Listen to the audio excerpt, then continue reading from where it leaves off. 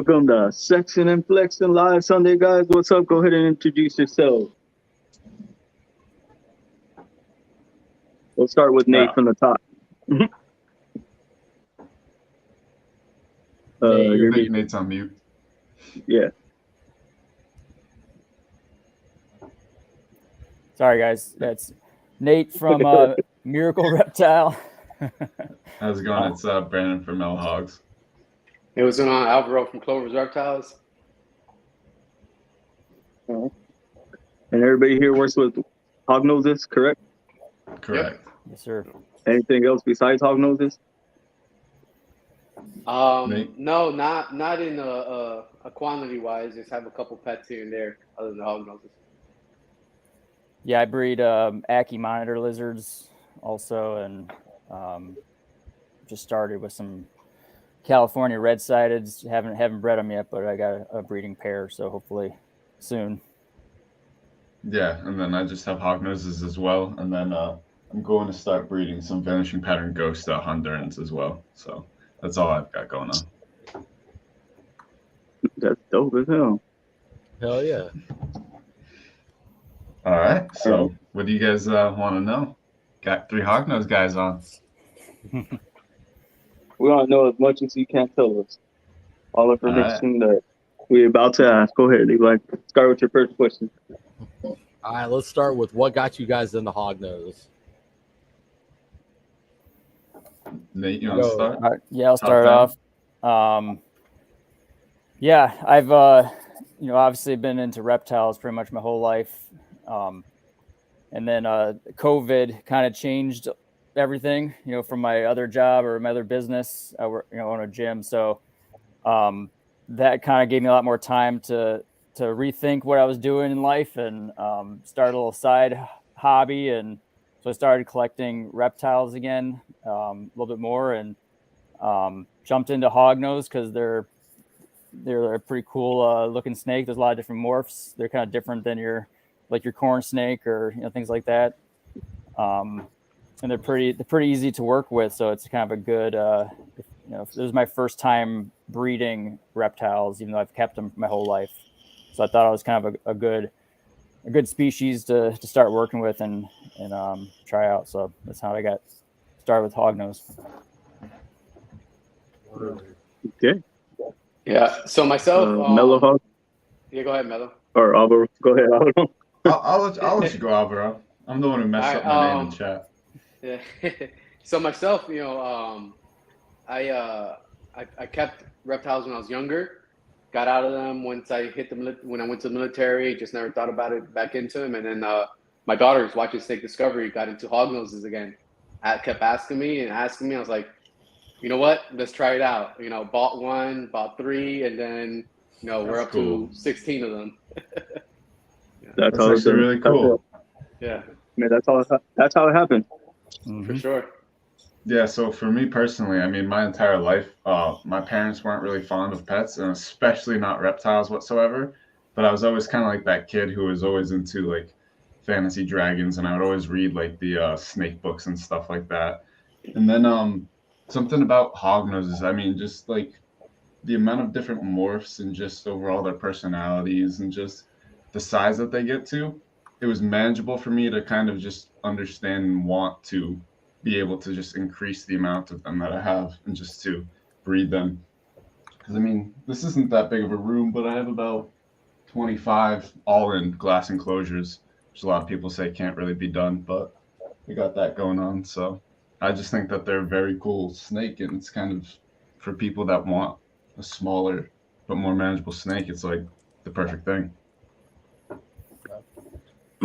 Now, I guess let me add another addition to that question. What made you guys choose the Hognose over the ball pythons? I'll kind of lead off the last live, and there was a discussion that colubers may overtake ball pythons. We'll discuss that later on in the live. But what made you guys choose the hog over the ball? Just using one of the most popular colubers up against the most popular python. Yeah, for me, I think it's just because of the popularity of ball pythons that I didn't want to enter that market and have all that competition and not kind of late to the game a little bit. Or you go to like a show and it's just all balls. So, and I rarely saw Hognose, so I thought there was a better way to enter the market with Hognose. And kind of going on what Brandon was saying, I do think they're kind of like the perfect pet snake, and we can go into that more in detail till later or a different question. But and I think the potential too for we're just starting to get into more morphs and more genes coming into the industry here, so it's kind of a fun time to work with Hognose and get in kind of before it really explodes. Because I think it will, like you said, it's going to be pretty popular, even more than balls eventually. Okay. Yeah, I agree with Nate, man. I think with it, with Hognoses, where I think we're the beginning stages of the breeding and like discovering all different morphs. Where I looked when I started buying them, I looked into them how much there was out there, and the market is still very wide open. So that's why we decided, it was our first, snakes to bring in. So we was like, okay, it might be a good market to get into.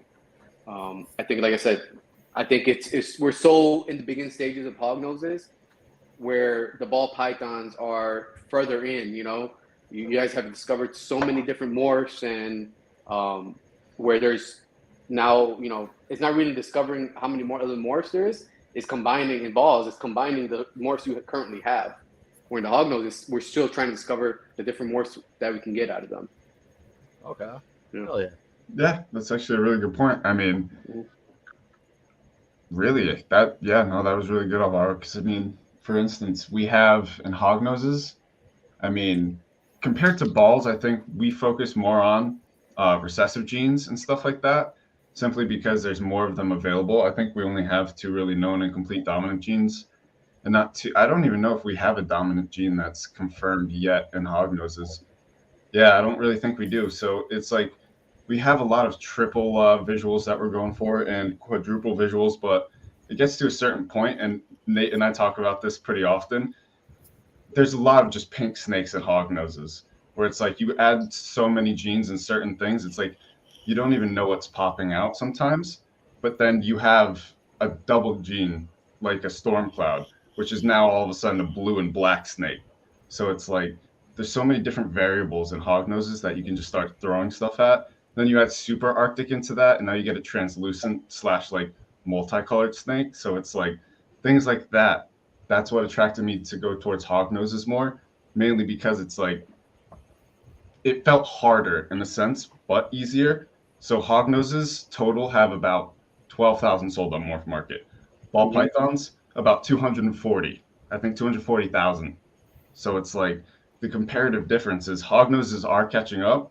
There's about 1,400 on the market now. Well, at some points in the past couple of years, maximum it would hit about 800. So it's like it is increasing. And that ball python gap, I think it's just so hard because there's so many people pumping out the same stuff. So it's like the Hognoses, I just said a super Arctic storm cloud. No one's made that as far as I know. So it's like all of us are able to kind of chase these things, and it makes it exciting. Yeah, that sounds cool. So too. Yeah, that was dope. I love your guys' answers on that. That got me excited. So, just a quick background on me. I'm not a ball python person, not whatsoever. I was at one point playing with the idea of working with a couple, but I'm a colubris person, so you guys are my peoples. Awesome. So, I guess my next question is going to tether into, you guys brought up a lot of different genetics, and Mello, you brought up a very strong one, and them having almost all, if not one, recessive genetics. Are they going to be, or are they comparative to like the corn snake as far as like understanding their genetics and how they work and what to anticipate? Where corn, because I don't know if you guys are familiar with corns, but basically everything's a recessive. There's one co-dominant that we know of and nothing dominant. Yeah.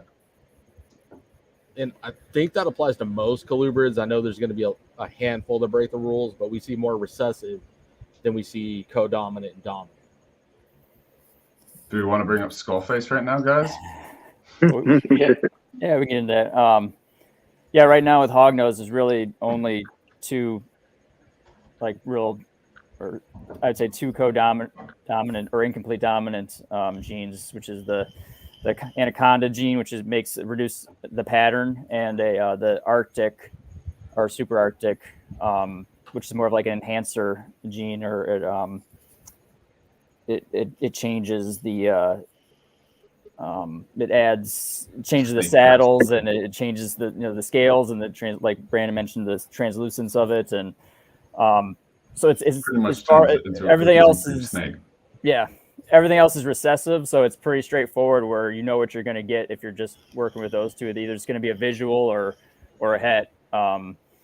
So it from a breeding standpoint, it makes it kind of easy to know what you got, and especially since a lot of the snakes we're working with now don't have a ton of genetics like ball pythons, so we're not working with 7 different genes going into it and trying to figure out what the hell you got, when it comes out. So it makes it a little bit easier right now. And I mean, we're going to start to see a lot more like the quad hets or more start coming up in the future here, but right now it's been pretty straightforward, I'd say.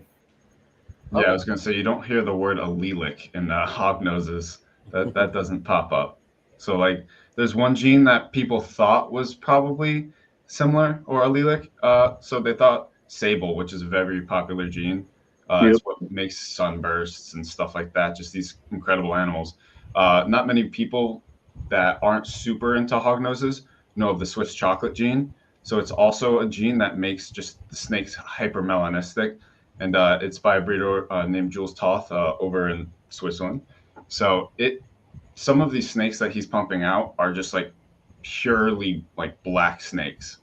Like they kind of look like Eastern Hognoses, but they're Western Plains Hognoses. So it's like that's a super and hypermelanistic trait that's completely different to sable. And people were thinking for a moment that it was allelic, but it's been proven that it isn't. So those two genes, the sable gene, which creates that darker translucency with the snakes, also can be combined with a hypermelanistic color aeration with Swiss chocolates, and that can make an even darker snake. So it's like you could potentially have a fully black hognose with black eyes if it was a super Arctic. So that's super cool. That's dope. Yeah. So we got a question in the comments, and this is something I'm curious on too. I don't work with hognose, and I know very minimal people that do. I just know of them and appreciate them for what they are. Hognoses are so small when they are little. Are they hard to get started? Depends. I was going to say, this is a loaded question. Individual basis. Every individual snake is different. Yeah, because sometimes when they're babies, they don't really eat quick. It depends. So I've had some. I mean, I have a couple of Mai Tais right next to me that only had 2 meals in them before. The female, it took her a little bit to start, but the male, immediately, I got him on 2 Red Hots. Didn't hesitate at all. So some just have that drive in them, while others, you could be smashing them. Like, Hognoses are funny. You could be hitting them in the face with a pinky as hard as you possibly can, which I don't recommend that. But you could just be doing anything, and it could be guts everywhere. They would just not have a clue what's going on and keep slithering past that pinky like it doesn't exist. Some just don't have a prey drive at all. It's interesting. Yeah. And then, I personally haven't had any hatchlings yet and stuff like that. I'll wait until next year. But what I'm seeing and what I've heard from breeders and like what Esmond and I work with, usually within the first 10, 15 days that they're out of the egg, there's a possibility they're not going to take the pinky or the mice, whatever, because they're still living off the egg yolk that they consumed inside the egg. So that's another thing too. I think people get that confused. Like, my hog is not eating, but it's sustained off of what it consumed inside the egg. But I think, from the babies that I've had, if you get them from good breeders, I haven't had any issues yet. Knock on wood, but that's all the babies that I've ordered, that I've had, slamming on pinkies, every meal. If you want to feed them 3 pinkies, they'll probably take 3 pinkies. But I think as well too, I think the males are more picky than the females as well. You'll have those males that will go off feed either during breeding season, close to brumation where we're at right now. And I think that's where you got to troubleshoot them. Those are all super, super good points. Males are the divas of Hognoses for sure. I know Nate's Arctic Yeti was a super, super huge cobra. He was definitely not a happy camper. It just seems that the males, I'm not sure for some reason, just like to have a huge attitude. And they put on a big display. I'm not sure if it's like My male because they doesn't. want to look tough, but they always just seem to happen to like to be the hissy ones. My females are usually the ones that aren't that bad. So that's another thing. Males are usually the ones that tend to have a harder time eating. They just like to have an attitude. Mhm. My male doesn't. My male eats. My female has an attitude. Really? Yeah, That's interesting. Yeah. That's like interesting. I mean, it is subjective to each one. So how big's your male? let me see. I'll get him. So while he gets him, let's bring up Clover. You touched on a huge subject that's been touched on, and this is in multiple species. It's not just hognose. Let me get your guys' opinion on this. Do you think people rush too fast to feed their hatchlings? That when a snake is fresh out of the egg, like people are trying to feed on day 1, day 2, day 3 within the first week, and they're still trying to digest the. Oh, hold on. He's drinking water. All right, nah, no worries. They're He's trying in to his water bowl digest right now. the food that they got in the egg. You know, that we're trying to power feed right out of the egg right away, and that's why most snakes don't eat within the first week or 2 weeks, depending on the species. Yeah, I think it's different for every hatchling. I've literally had hatchlings that would eat a day out of the egg. But I don't force them to, but I'd offer. I mean, I keep them all together when they're first hatched, and I feed them that way. So I see who's taken, and I will feed them, and half of them will take right away. Some will wait, and that's the thing. Though, like you said, since they have the yolk, they're still working on. It's not a big deal. Like I'm not stressed out about it. And just give them their time. But so I don't think anything's too soon. I think as long as if you offer and they don't take, fine. If they take, great. And but also like I wouldn't sell any snakes that weren't already eating for sure. So or at least have had at least 10 meals. So as far as people getting a snake from a breeder, it should already be a well-established breeder by the time they get it. So they shouldn't have to worry about that part. Yeah. Yeah, I agree with that. I mean, any snake you receive, if it's a poor eater, I think that has a big part to do with the breeder. Oh, that's a good sized male. Yeah. And how old is he? It's like a couple of months, literally like 7 months, I think. I love one. Oh no, he's a fine size for his age. Yeah, Yeah. by the time he's breeding size, yeah, no, even double that size, he'd be breeding size as long as he gets to a decent age. How does he go off feed, or is he just? No, they Oh, so he's eat. just They just a eat feeder drop one. fish, crayfish, and I do pinkies, and they eat a small rat hook. As soon as it's born, they'll eat it. Dang. Yeah, no, that mare was fine. Yeah. Yeah, I agree with Nate too, man. I don't think and that's the thing. Sometimes I think people get stuck on, especially new hognose owners or any snake owners. It's like, they read one thing and they're stuck on that, right? I think it's in the wild. They don't have one way of doing things. They eat different times. They eat different they're at different temps, night and day. It's observing the animal and figuring it out. You get the most information you can, and I think you adjust it to your animal. Yeah, I don't really have a feeding schedule, I guess, for my snakes. So in general, like, I mean, I believe you guys spoke with Jeff Galewood. I mean, this is something I learned from him. But he said in the wild, it's not like they're not opportunistic feeders. So all of these animals, if they were in the wild, if they came upon like 3 or 4 eggs, they would eat all of them. They would eat as much as they could. They wouldn't eat as little as possible. But say they come along to like 1 egg or like 1 toad in the wild, they would only eat that 1 toad. So I like to vary up how much I feed them. So I'll give them some weeks, I'll give them 2 feeders, like of the type that they eat, and then I'll feed them like in a 3-day span. But then another week I won't feed them for like 7 days, and then I'll feed them only 1 feeder. So I actually like to vary it that way is like, so some people will be like, well, you're delaying how much your snakes will grow. And I'm like, well, I'm trying to give them more of a varied diet so that they wouldn't actually consistently have their metabolism going at the same rate, because then that forces them to age faster. And then overall, that will shorten the life of the animal. And I just kind of want to give them a healthy life while not also trying to force them to be gigantic breeders. So I'm also trying to make the animal healthy as well. Agreed. So it should be a two-ended, like you should give the animal a good life, and then it can give you good animals to sell for people. It should be a two-way avenue, you know? Yeah, agreed. And do any of y'all feed like those links for the Hognoses? Reptilinks. Yeah, have y'all ever tried them? Yeah. I try them here and there. They're hit or miss.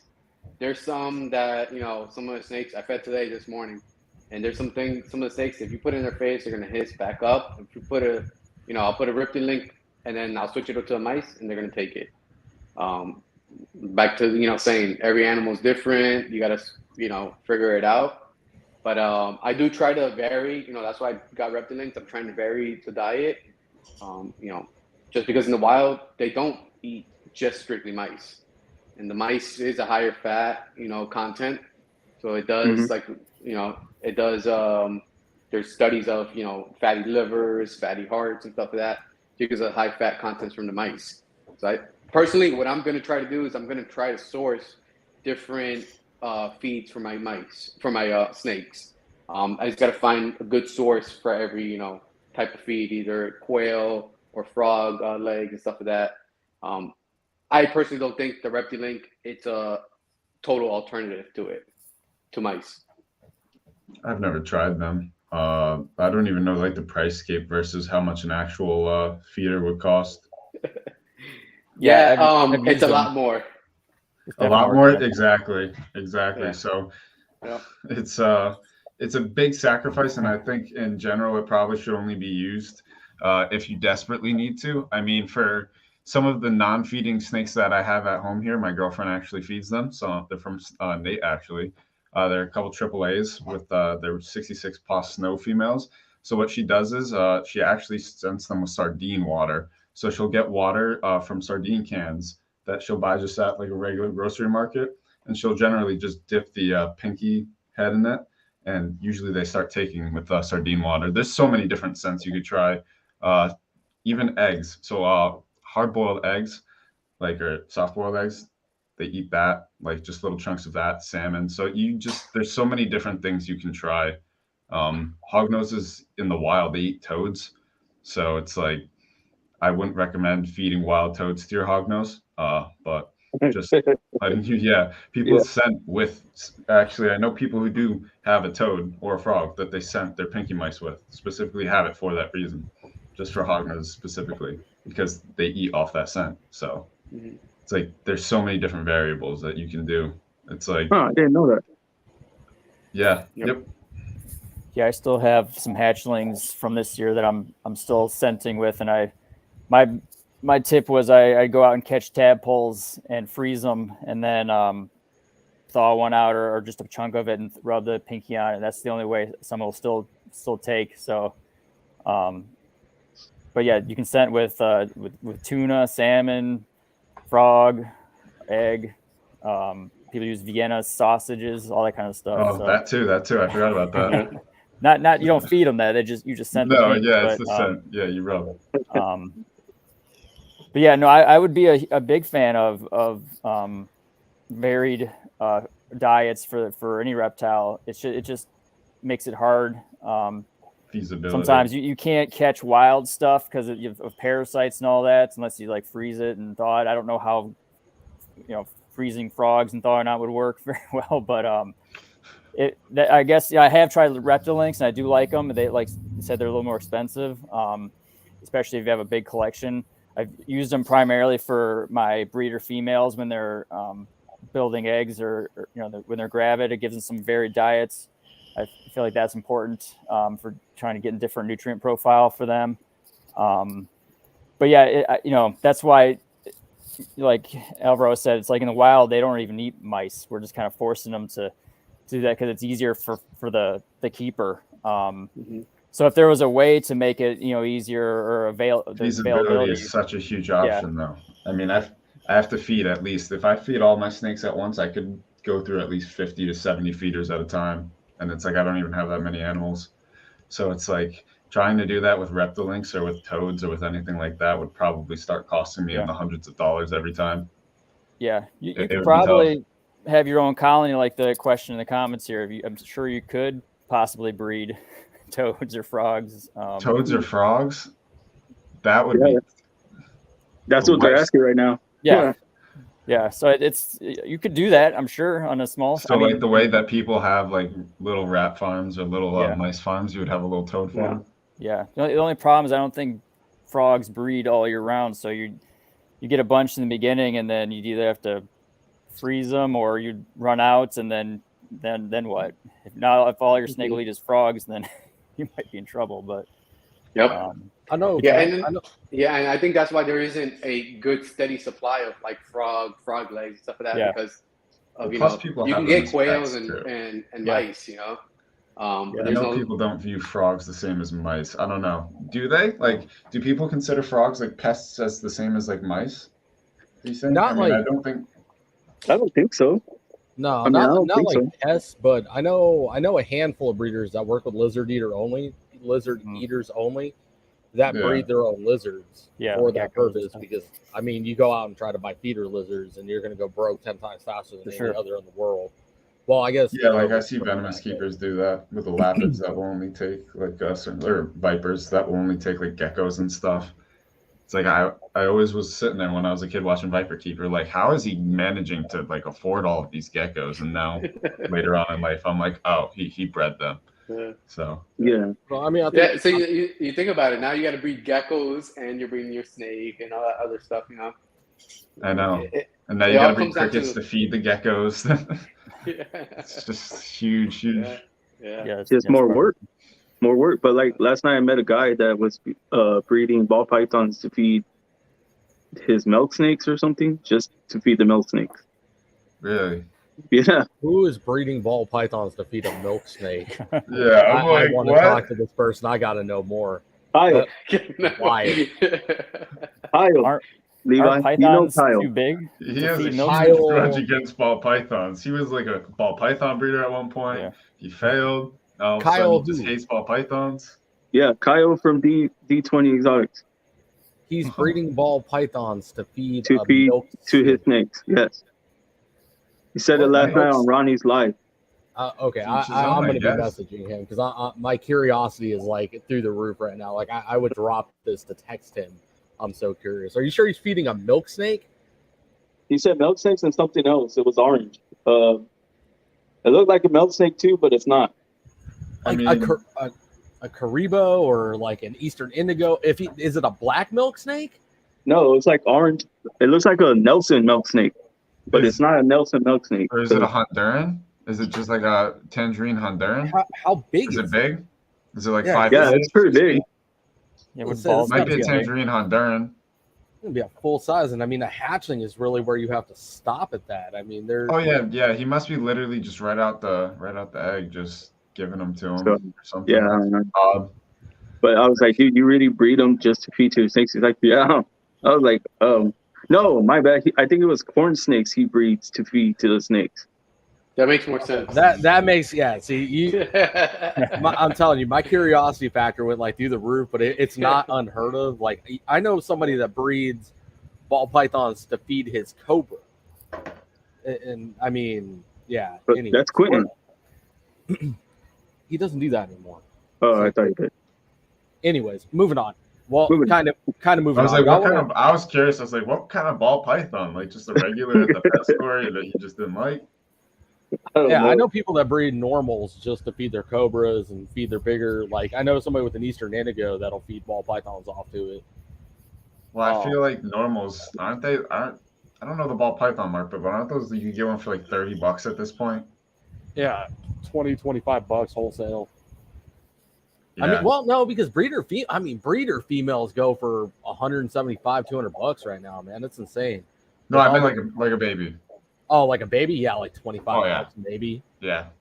I heard there's a show somebody was talking about. They were like $15 a pop, male or female. So pull it out and go. I was gonna say for Hognoses, you'd be like I would say I think the lowest price I've ever seen one go for was like $125, and that was like someone wholesaling a pet. Actually, yeah, no, there's a kinked pet on Morph Market right now for like $75. So it's like that's the thing that I got when I walked into a pet store one time. I mentioned to them that like I was breeding Hognoses, and he told me legitimately, he's like, that's too expensive of a snake to sell in a pet store. I was like, that's interesting. Like you have a whole rack of ball pythons. He's like, yeah, but people don't know what Hognoses are. He's like, no one's gonna come in here, look at a Hognose, and spend that much money. And now a year later, same person, I go into the pet store, and he's like, dude, if you can get me snows and all of these kinds of morphs, I will buy them all. He's like, Hognoses are what's in. He's like, I need them. I'm like, all right, that's a little change of pace, I guess. So, like you guys said, it's like Hognoses all of a sudden are just like what's coming in. And as Hognose breeders, from like the inside, why do you guys think that Hognoses are starting to become more popular? Like, why do you think? No lie, everybody thinks they're cute, even the females, because they have their little snout and they look like little pigs. That's what it is. Yeah. Just different. Until they get them, they realize, oh, it's a rear fang venomous hognose snake. Like, yeah.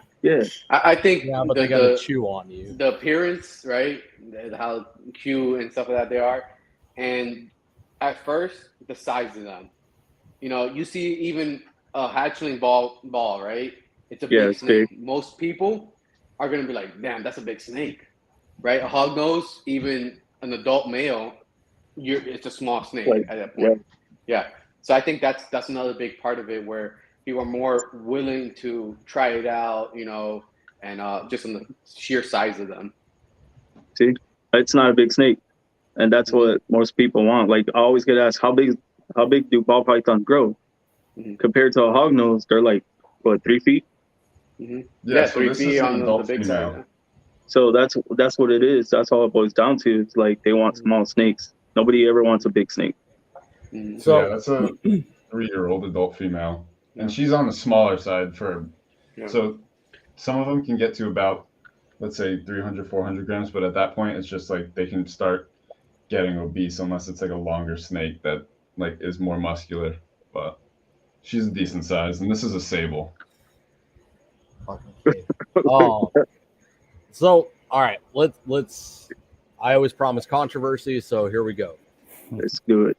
I'm not a ball python person. I've made this evidently clear, and I mean, my collection speaks for itself. But the one argument that I will never let a ball python breeder lose is that there's not a snake in the market today that's going to outtake them. It just it's not going to happen.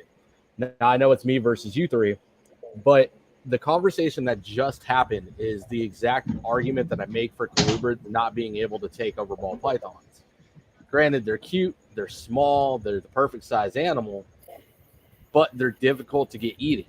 When you go to buy a snake as a first-time keeper, or you're selling to somebody that wants to venture out a little bit, and they go, okay, I've been working with, let's say, corn snakes, right? One of the other simple ones.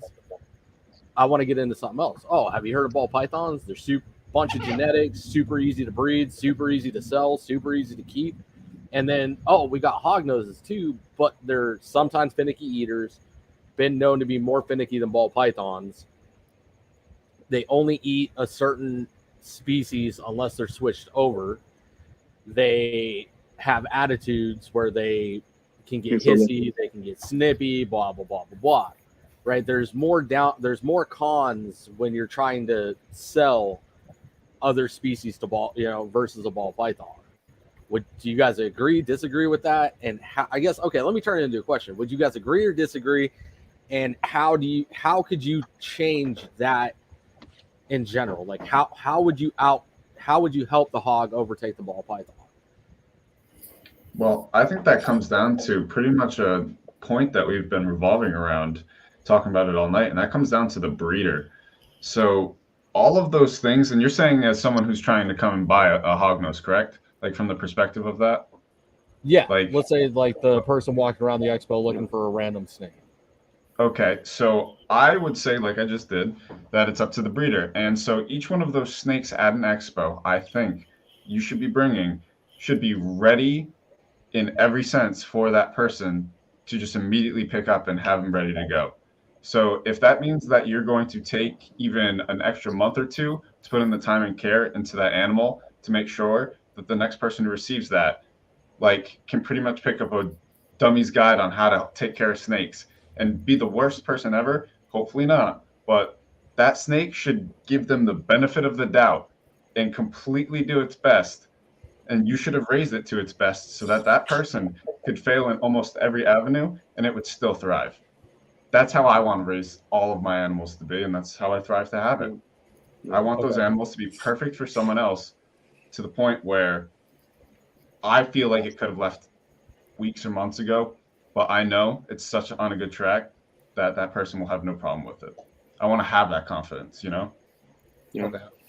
And that, you know, to touch on that, I think, you know, and I know you guys have touched in other different lives, is the information a breeder is given to the buyer, right? You know, the care sheet, you know, information of like, have you taken care of, is this your first exotic animal, this first reptile, figuring all that out. Because just selling a snake or an exotic animal to a person and hoping that they do the research, it's really one-sided, you know. I did all my personal research before I went and bought Hognose. When my daughters asked me for a Hognose, let me go figure it out. If it's a pet at that point, if it's a pet that I can take care of, you know. But then you could also be like, you know, if you're on the other side of the fence and say, well, you know, Hognoses, they eat smaller animals, so you don't have to buy as big as feeders, right? It's going to be cheaper. You don't have to worry about too much about humidity and stuff like that. So I think a ball or a hognose has its place in different people's homes. And my train of thought is the person that's going to buy it as a pet, because that's the real difference. You know, a hognose breeder or breeder, if somebody's buying to breed them, is generally has done the research on how to breed them, how to take care of them. Somebody's going to buy them as a pet. Usually it's a whim, right? Either my child wanted it or I want it, and hopefully the breeder gives me the information and gives me a good animal. So that I would say, you know, size of feeders that you feed them.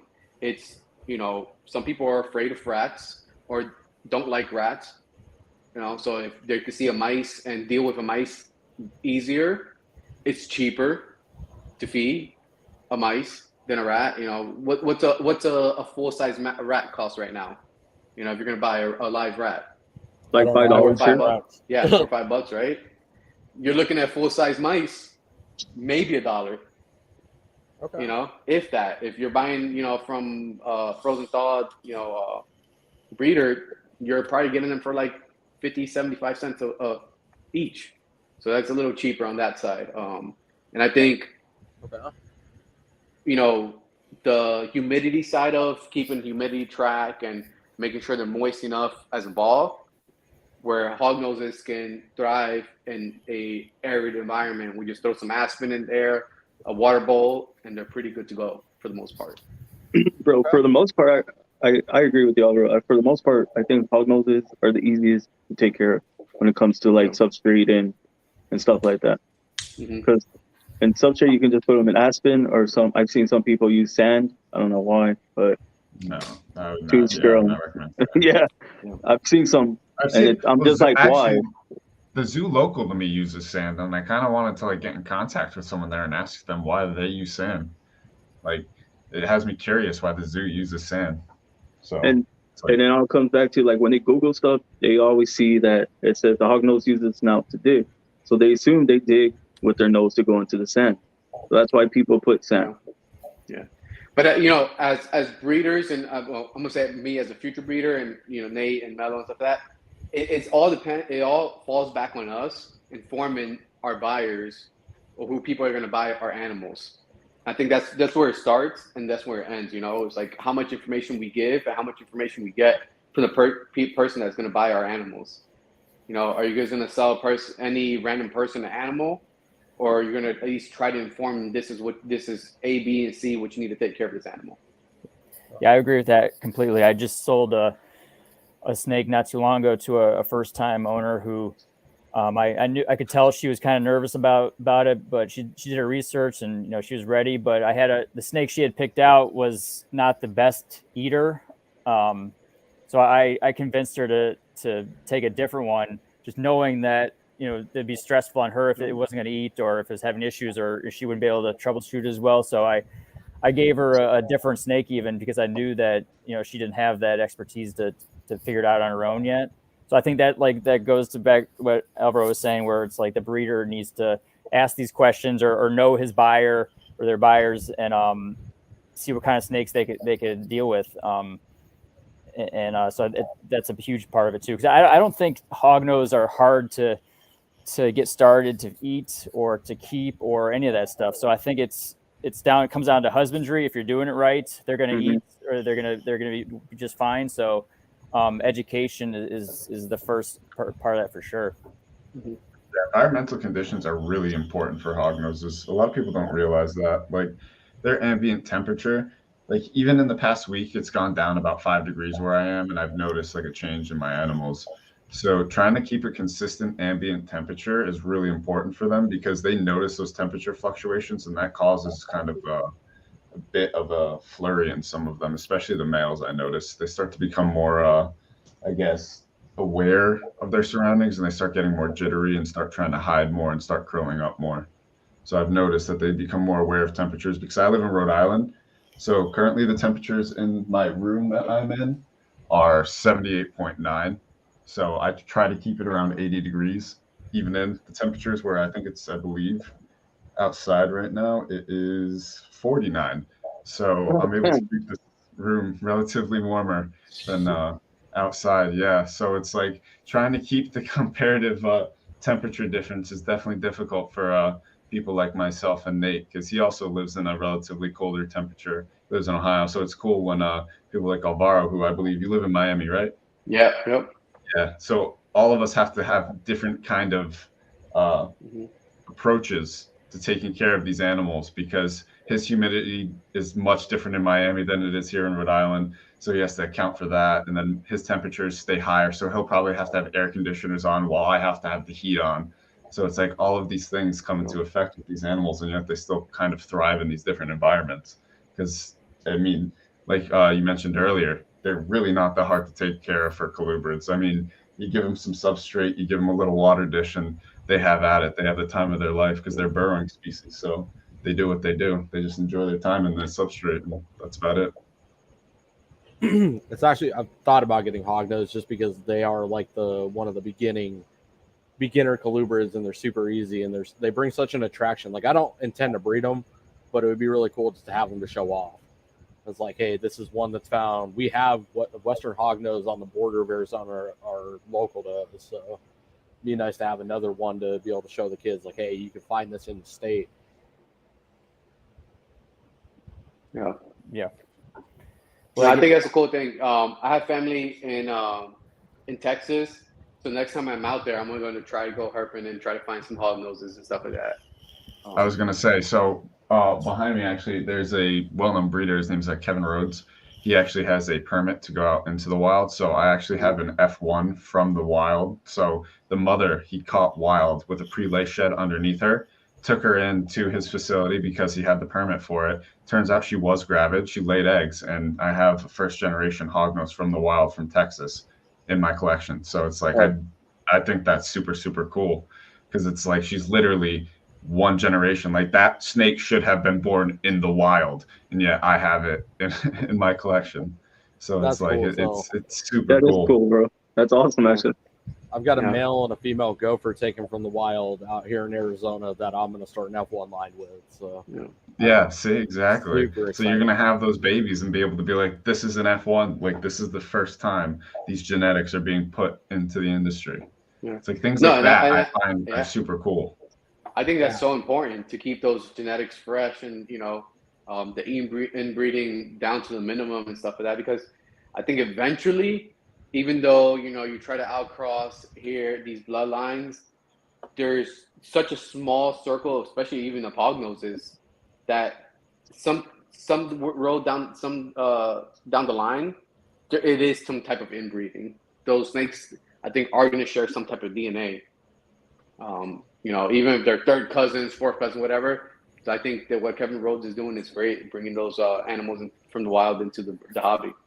So, Well, with Hognoses a lot. Sorry, no, I apologize. I was just gonna say what Alvaro said is super true because even with different breeders nowadays, we are seeing snakes with similar patterns to the point where it's so similar that these genetics are literally like too close. So it's like we do need more people to actually start getting into it too to help diversify genetics just along those routes too. Mm-hmm. Is there? So that leads me to a question. Curious, looking in. Are there consequences to line breeding Hognose? I would Yeah, I say- mean, with any reptile, I say there's consequences with that. They're probably doing it in the wild to some extent. So most reptiles don't usually see a major issue, but if you definitely don't want to do it, continual line breeding where you're just doing generation back to generation, like you want to outcross and strengthen your genetics always. But I mean, you can start to see some genetic defects, but I think it's not a major issue in the beginning, at least, so. I think the biggest genetic genetic traits like issue Hognose, is right? I think the biggest genetic issue is the buggy eyes and then like spinal deformities. I think that's the visual portion of it. I think that's the biggest ones, and that's when you start seeing a lot of line bred traits where you start getting those few deformities. Okay. Happens a lot in albino Hognoses actually. Mhm. So I was gonna say I have an albino conda.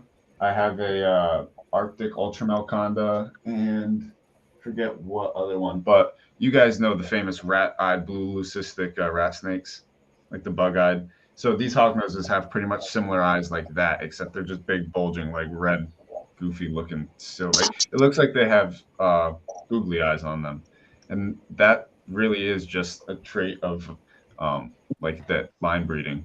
But then we have polygenetic traits like lemon ghost, which is a form of like kind of axanthism, where it makes snakes yellow, and those are line bred traits to the point where that is inbreeding, and those snakes don't really have too much issues. I'm like, time out. Wait, there's a yellow hognose snake? You don't know about lemon ghosts? I didn't know about lemon ghosts. I literally just heard about it right now. Oh, lemon ghost, yeah. Super yellow, golden yellow snake. Yeah. I mean, I don't have a super so my I don't have my Walmart anymore, but I'll We take also out. got a question from the comments. They're asking, do any of you give care sheets to your buyers? Say I'm trying to get into them for the first time because I would get a care sheet from you. I know, do research, but how far as a breeder do you go?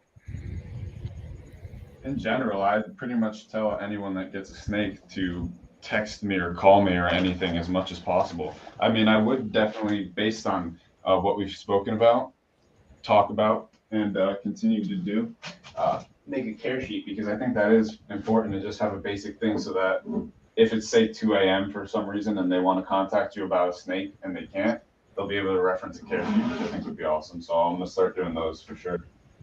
That's the bug eyes he's talking about. Yes. Yeah. Nope. Yeah. So I plan to, once I sell my animals, once I breed them and have animals to sell, I do plan to do a care sheet and give them out. And what I'm gonna tell people is the care sheet is a general guideline. It's not the end all and be all, right?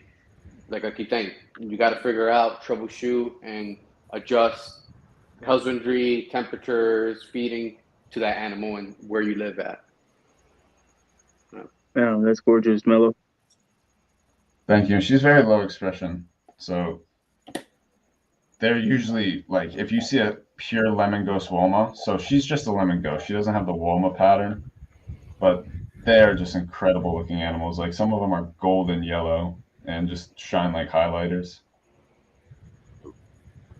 So she's about a yearling, roughly about 100 grams. She's big for a yearling.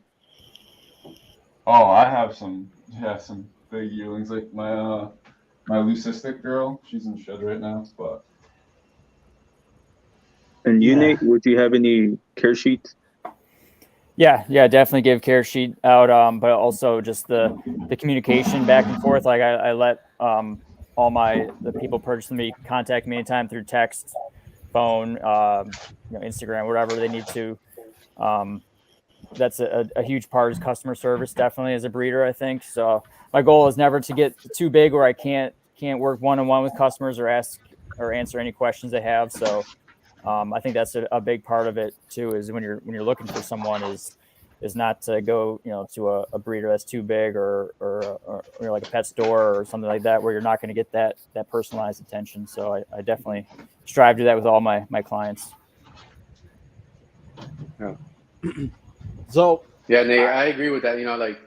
I think, the pet store thing is great for, they have a place in the world. But I feel like you go to a pet store and that pet store employee that doesn't know about every single animal that's been sold will give you misinformation or just give you, just because they don't know, not because they don't, Sure. It's a malicious thing, it's just because they don't know.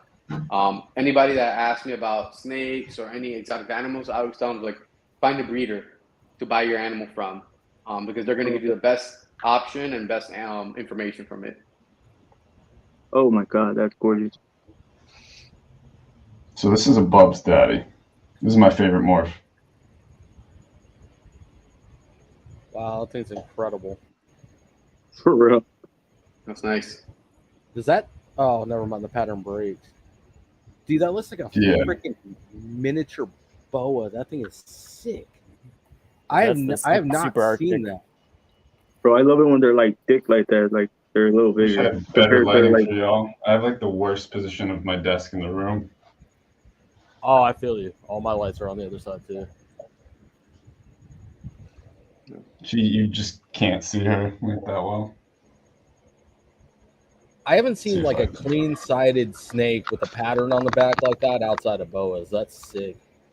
Yeah, like that's the super Arctic. What does that? Yeah. So Arctic is that dominant, that co-dominant gene. So that one has 2 copies of it. Exactly. So this has 2 copies of that Arctic gene and 1 copy of the anaconda. So Superconda would make it so that she was patternless. But unfortunately, the lighting is pretty bad in here. And then she's also an albino, obviously, if you couldn't tell. So yeah, people don't realize she's like a pink snake, and it's called Bub's Daddy because it's named after bubblegum company that was called that. So it's a bubblegum looking color there. That's awesome. Yeah, it's just like people don't realize that there's hognoses out there that look like this. So it's fun to be able to like share that like morphs like this exist. Yeah. And then like people think about the albino gene, right? They think about a yellow snake or a light orange snake. There's so much variation within that single gene. It's crazy, And that's another thing too I like about hognoses is it's like one gene can be albino can be high yellow to almost pinkish color. Mm-hmm. And then we have some extreme red albinos that literally look like spaghetti sauce, like legitimately spaghetti sauce lasagna red. So it's like the variation in albinos alone is incredible. All right, so one thing I want to try to respectfully get away from is this breeder conversation that keeps popping up. I kind of opened the door to it, but we're here to talk hogs, and I want to pick your guys' brains. So you guys all 3 work with only the Western hognose, right? Do you guys have any other species, like subspecies of the hognose? And do you guys plan to ever get into them? Like if I went out and had to pick a hognose today, from my knowledge of them, I'm going Madagascar just because it's 3 times the size of the Western, and it's got way more of an attitude problem. And it reminds me of like a giant Malagasies. Yeah, reminds me of like a small Boega. The attitudes I've seen on them so far, I love it. Yeah, I personally want to get into the Southern hognose. I was gonna say because they're just the natural pattern and color they have is really nice, even without any morphs being found yet that I know of. So I want to go into the Southern hognose and like Levi said, the Madagascar, just because they're huge, right? I think those are pretty cool. If once I move out of this room into my plan is to move into a garage, and transfer it and have more space, I want to try to get some Madagascars in here. Just I do like real those quick, Southerns. be careful with the switch to the garage, man. It's more of a pain in the butt than people are willing to talk about. I'm in my garage, and it was a nightmare. Like, I thought it was going to be this, like, oh, I'm going to go in there, I'm going to insulate this, I'm going to do this. It's so much more difficult, man. Anyways, but let me know if you need help. I got you. Sure.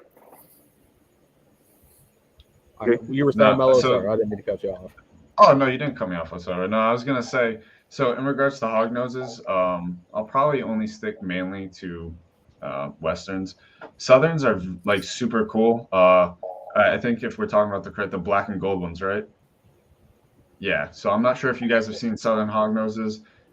They have a completely different genus and species than what's it called? Plains or Westerns.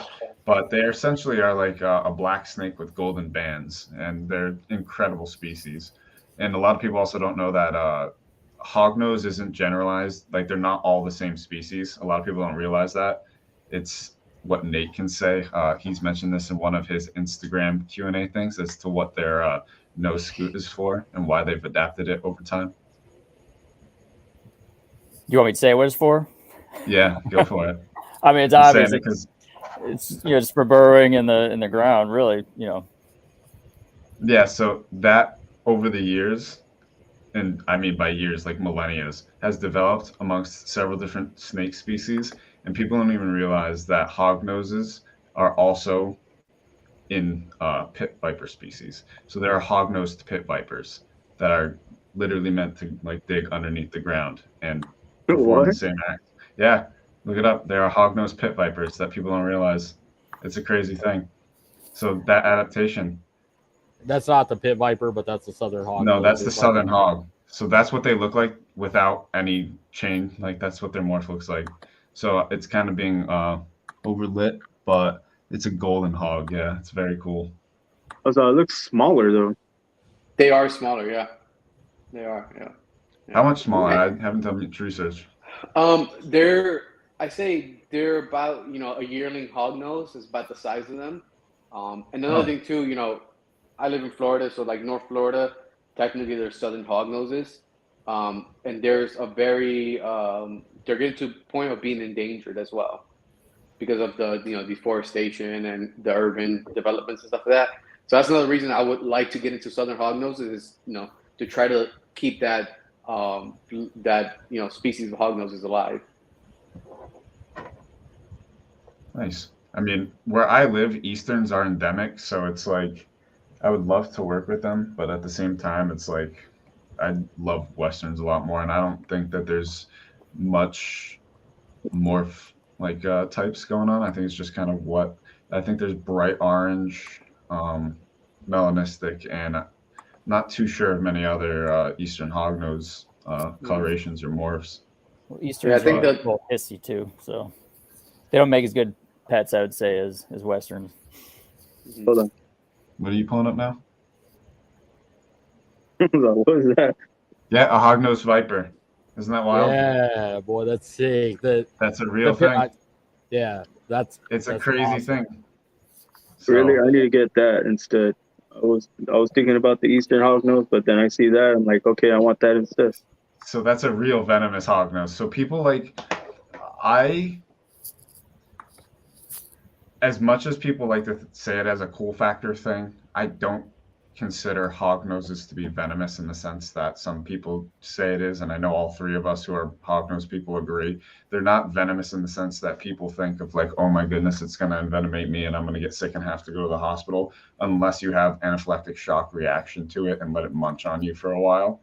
So hognoses are rear fang venomous, and they don't have fangs, as you guys know, that pop out. They have two teeth with grooves in them that a special saliva actually enzyme is what causes that venom, and it really doesn't do much to people more than a bee sting, unless, like I just said, you have an allergic reaction to it.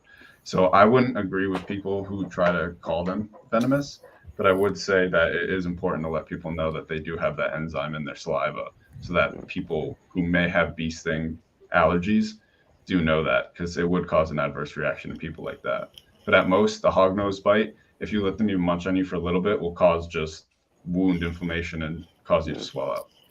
Yeah, But I wouldn't call them venomous. I think that compares to what is it, the Komodo dragons, that they said they were venomous, but they eventually figured out that it was all the bacteria and that caused infections in the animals they bit. So I think that's within the lines of what the Hognoses, similarities.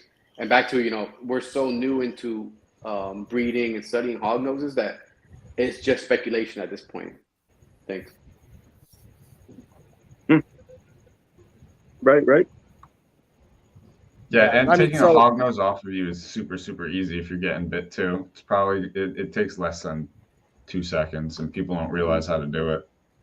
So it's like their rostral scale, if a hognose is biting you, there's 2 ways you can do it, but their rostral scale is literally a bone plate scale that's attached to their skull. So if a hognose is biting you, say it's biting you right here, you just take the tip of its nose and pull against it with equal force like a soda tab, and it will let go like 9 times out of 10. And if it doesn't in that instance, then you just rub its tail and irritate it. And because it's literally just the mouth with a body, it won't like that you're trying to, mess with its tail while it's eating. So it'll also let go in that sense.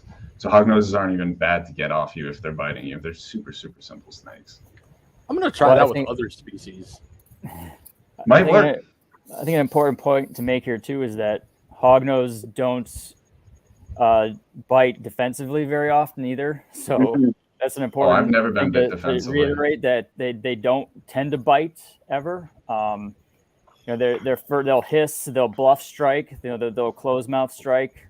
But I've never had a hognose defensively bite me before, or try to. Usually, if you're getting bit by your hognose, it's because you're feeding it and it misses, because hognoses are very derpy, and they're not cunning predators, I don't think. But they're not. No. So, but yeah, so people always bring up, are they venomous or whatever, but also they rarely ever bite. And if they are an aggressive feeder, you can always feed them with tongs or drop feed or something like that, where you can minimize the chances of getting bit. But I don't think it's a very big concern to worry about getting bit by a hognose in the first place. So I've been tagged by a couple other species that are rear fang venomous, and I mean, I don't think a hognose would even compare to them. Mm-hmm. Yeah, like boegas and stuff. I feel like those species are definitely a lot more to worry about than that bite's got about probably 3 or 4 times more force behind it too. People ask me what a hognose bite feels like, and a 200-gram female bit me on my finger, and legitimately I told someone it feels like between Velcro and a thumbtack going in your finger. I didn't even know she was biting me. It's like people think it's going to be this huge event, and it's not. It doesn't feel like much. It didn't even cover that much of my finger. Most likely they're not going to get those rear fangs in you on a bite anyway. Or just the size of the snake in general. The hognose don't get that big, so especially if you have a hatchling or a yearling, even it's not going to be that easy for them to wrap their mouth around a body part of yours anyway. So look, my 6-year-old has been bitten by a yearling old male, and she knows. She just looks like, oh, it bit me. Pulls up on the roster scale and got him off. No blood, nothing. It's so simple, and people don't know this. It's and I was like, if a 6-year-old can do that, then I hear so many people say, like, put mouthwash or put some, like, wash its mouth out, and I'm like, that's so unnecessary. When, like, I have a monster can right here. It's literally, it's just that, and it will take its mouth off you, and you're done. Like, it's that easy. I promise. Like, you don't have to do anything else. Well, it's safer to do anyways, because you want to get it off as soon as possible, just to prevent any sort of venomation. You don't want those rear fangs getting to you, essentially. So, that's the other thing too, is like, if you're gonna have an allergic reaction, it's one that's been sitting on you, grinding his teeth into you, and it's been there for minutes or a long time. So if it bites and you just take it gently and take it off, then you should have zero complications at all from it. So I saw a post recently on Instagram, just scrolling, it came up my feed. Somebody had a hognose, and then the hognose had bit itself, right? I'm pretty sure you guys seen it. Like Ouroboros? Yeah. So she was probably, it was a lady. She was probably feeding him and missed a mouse and bit its own body. Instead of pull up, trying to eat stuff. Instead of pulling up on the Ross scale, they were trying to pull it away, pull it apart, and then put it underwater. Me watching that, I just made a comment. Hey, here's a tip for next time. If that happens again, just pull up on the Ross scale. The person was like, "Oh, that's a great tip. Thank you." Every little time helps. Like even if you feel like no one's listening or watching or something, and you feel like you don't need to add your input, like little things like that, that person could do that the next time and have so much relief and not have to have like the amount of pain and anxiety. Because if I saw one of my animals starting to eat its own self, I would be having a freaking heart attack. And if I didn't know how to do that and I was panicking in that sense, I feel like number one, it would be my own fault because I didn't like have a more reasonable way to do things. And I'm not saying that person didn't, but it's like knowing all of these things and having people come out with this information will help other people develop these tactics. And eventually it'll be to the point where one of the first things you know when you buy a hognose is to get it off you when biting it is to do that. And it's like that'll come with care sheets like that person was asking for. And things like this will be important as we develop like as hognose breeders in the industry and just grow more, you know? And I think it's the approach you give somebody the information too, right? Like, I'm pretty sure we've all seen it in different groups and different hobbies and animals. It's like, like, hey, dumbass, I could have said, hey, you're dumb. You should have done this and it's not right. That's not the approach. You should be like, hey, here's a tip. This is the better way to do it, right? And there's no wrong way, but this is the better way to do it. And I think a lot of people don't have that approach. Yeah, a lot of people come at it with the gung-ho-ness. Just to add to Olivero, if you are that person and you're not willing to change your ways, being, hey, dumbass, or hey, dumb shit, or talking down on people that don't know any better, and even if they know better, talking down to people, get the hell out of here. I've never tolerated it. I never will, because I'm on a lot of the BOA pages on Facebook and Instagram, and I see it. I don't know if hognose and boas could be relatable in the essence of collectors, but it infuriates me when I see it. Like, hey, dumb shit, you should have done this. Like when a boa latches on, like it latches on. So that's where one of the tricks, like you hear the Listerine. I don't know if you guys have ever heard this, or if like you ever have a species you have to deal with that latches on and won't let go. But seltzer water, just carbonated water. I have found huge success in. Like when my bigger boas have grabbed me, being food motivated and not let go, I just pour a little bit around the mouth, and the carbonation freaks them out because they've never, they don't know what the hell that is, and it's harmless to them.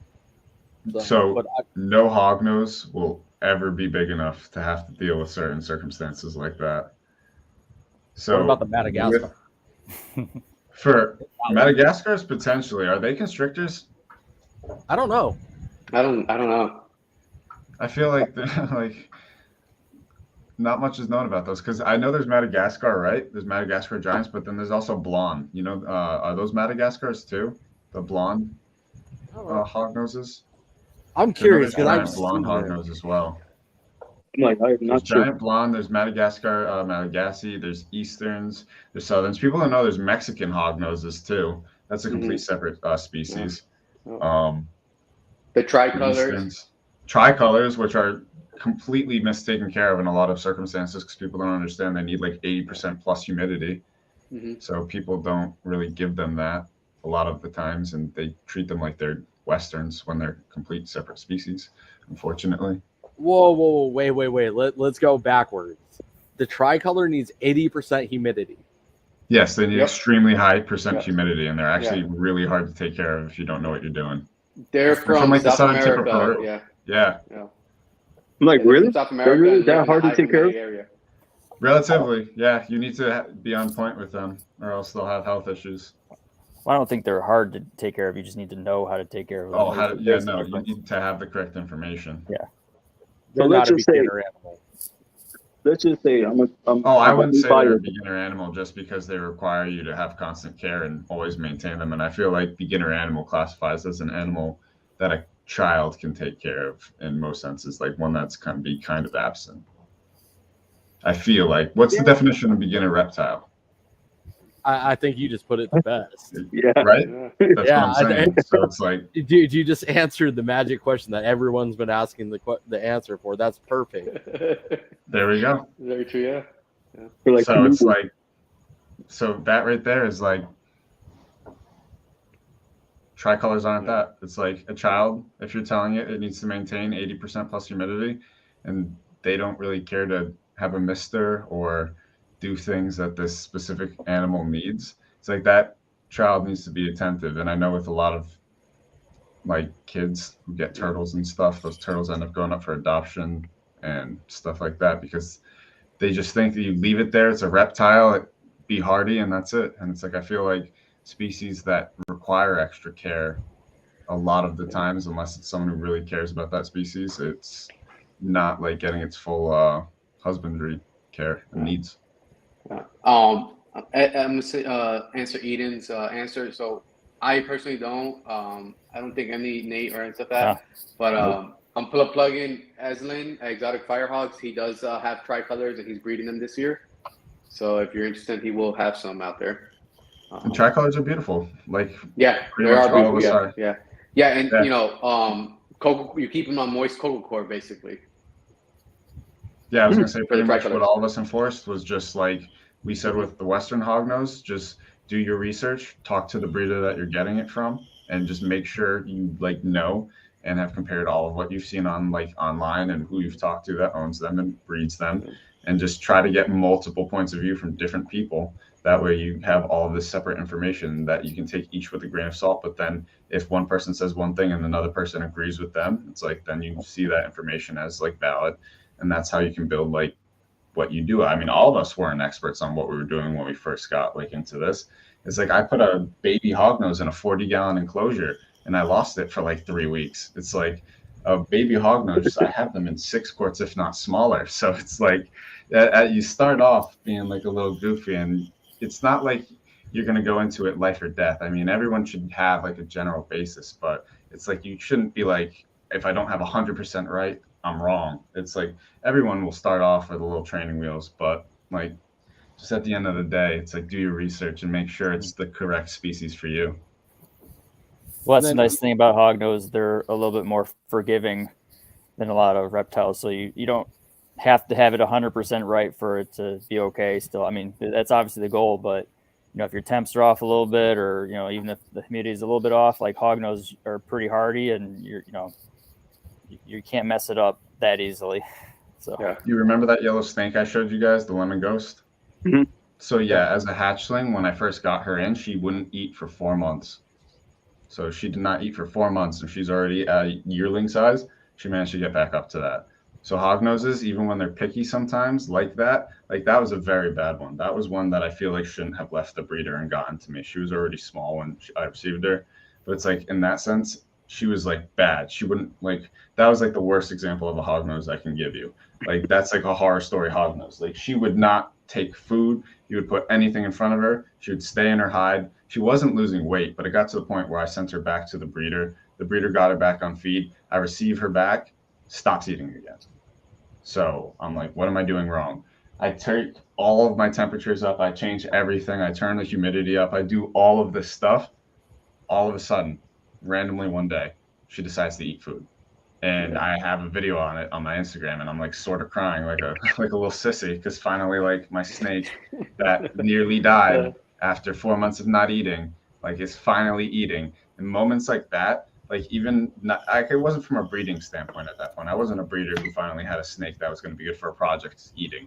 I had a live being that nearly could have passed away, and it was finally eating and trying to nourish itself. And moments like that, even as a keeper, like, they connect you to these animals. And some people will say that, like, you don't have, like, they don't have feelings. And even if they don't, I guarantee you snakes do recognize people, because they have comfort with certain peoples and will crawl to them, slither to them.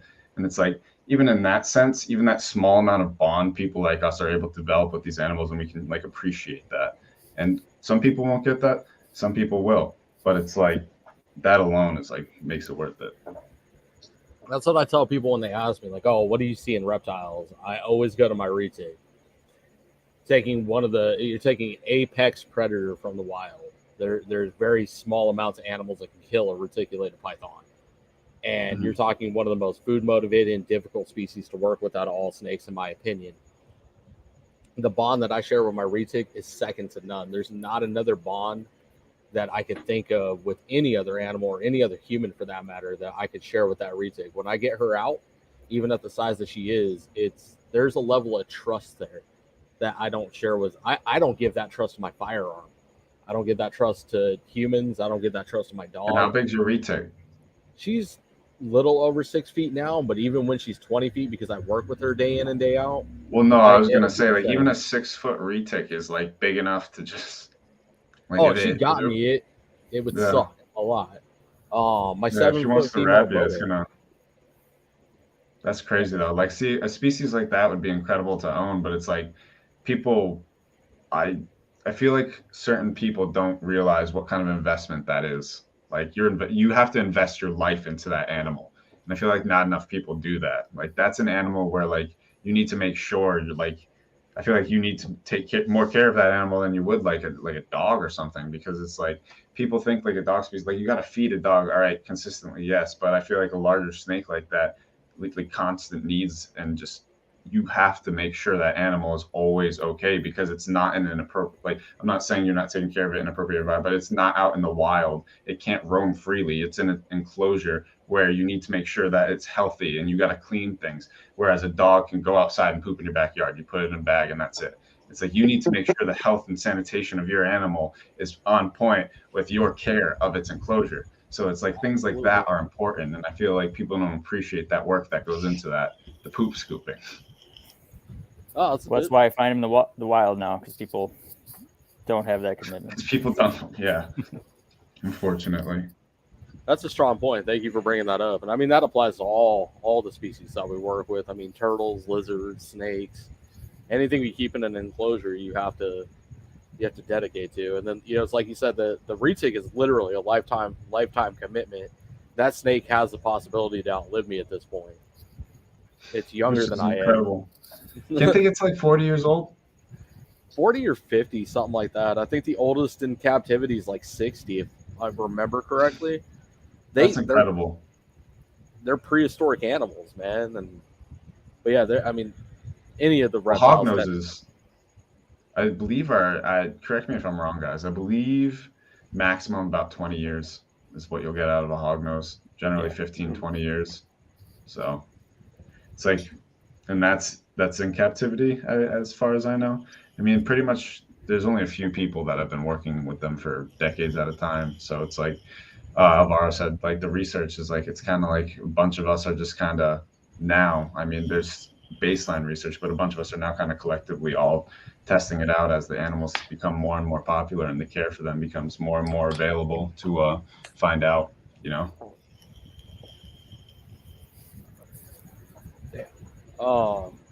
So I lost my train of thought for the first time in a long time. I've been having a massive difficulty with this recently.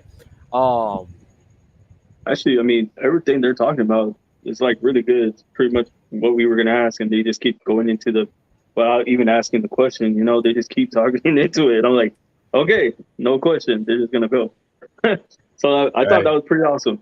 You like providing information. Let's see. And that's exactly what we want, is when we do these lives, is to put that knowledge. So when people watch this live, y'all are feeding them that knowledge. Like, how go do this, that, and that's exactly what we're looking for. Mm-hmm. Well, a huge thing with Hognoses that people on like forum pages and Facebook and pages and stuff like this a lot glorify is the death roll.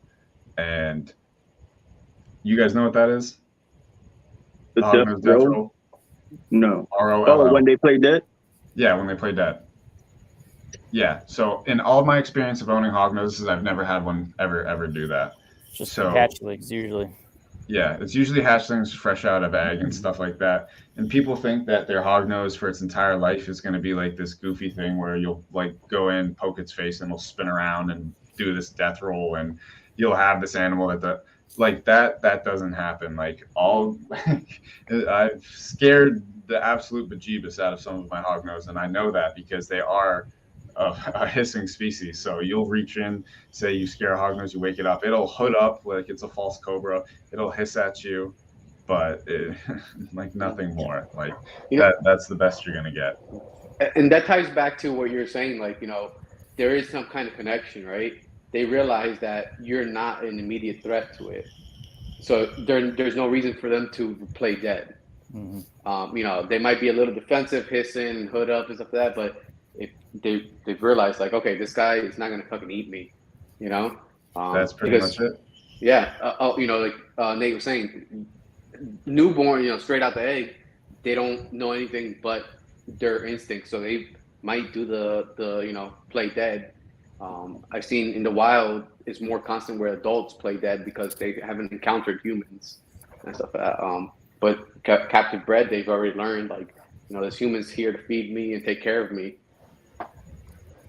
Yeah, I think that brings back to a cool point about what makes hognose snakes great pets is their personalities.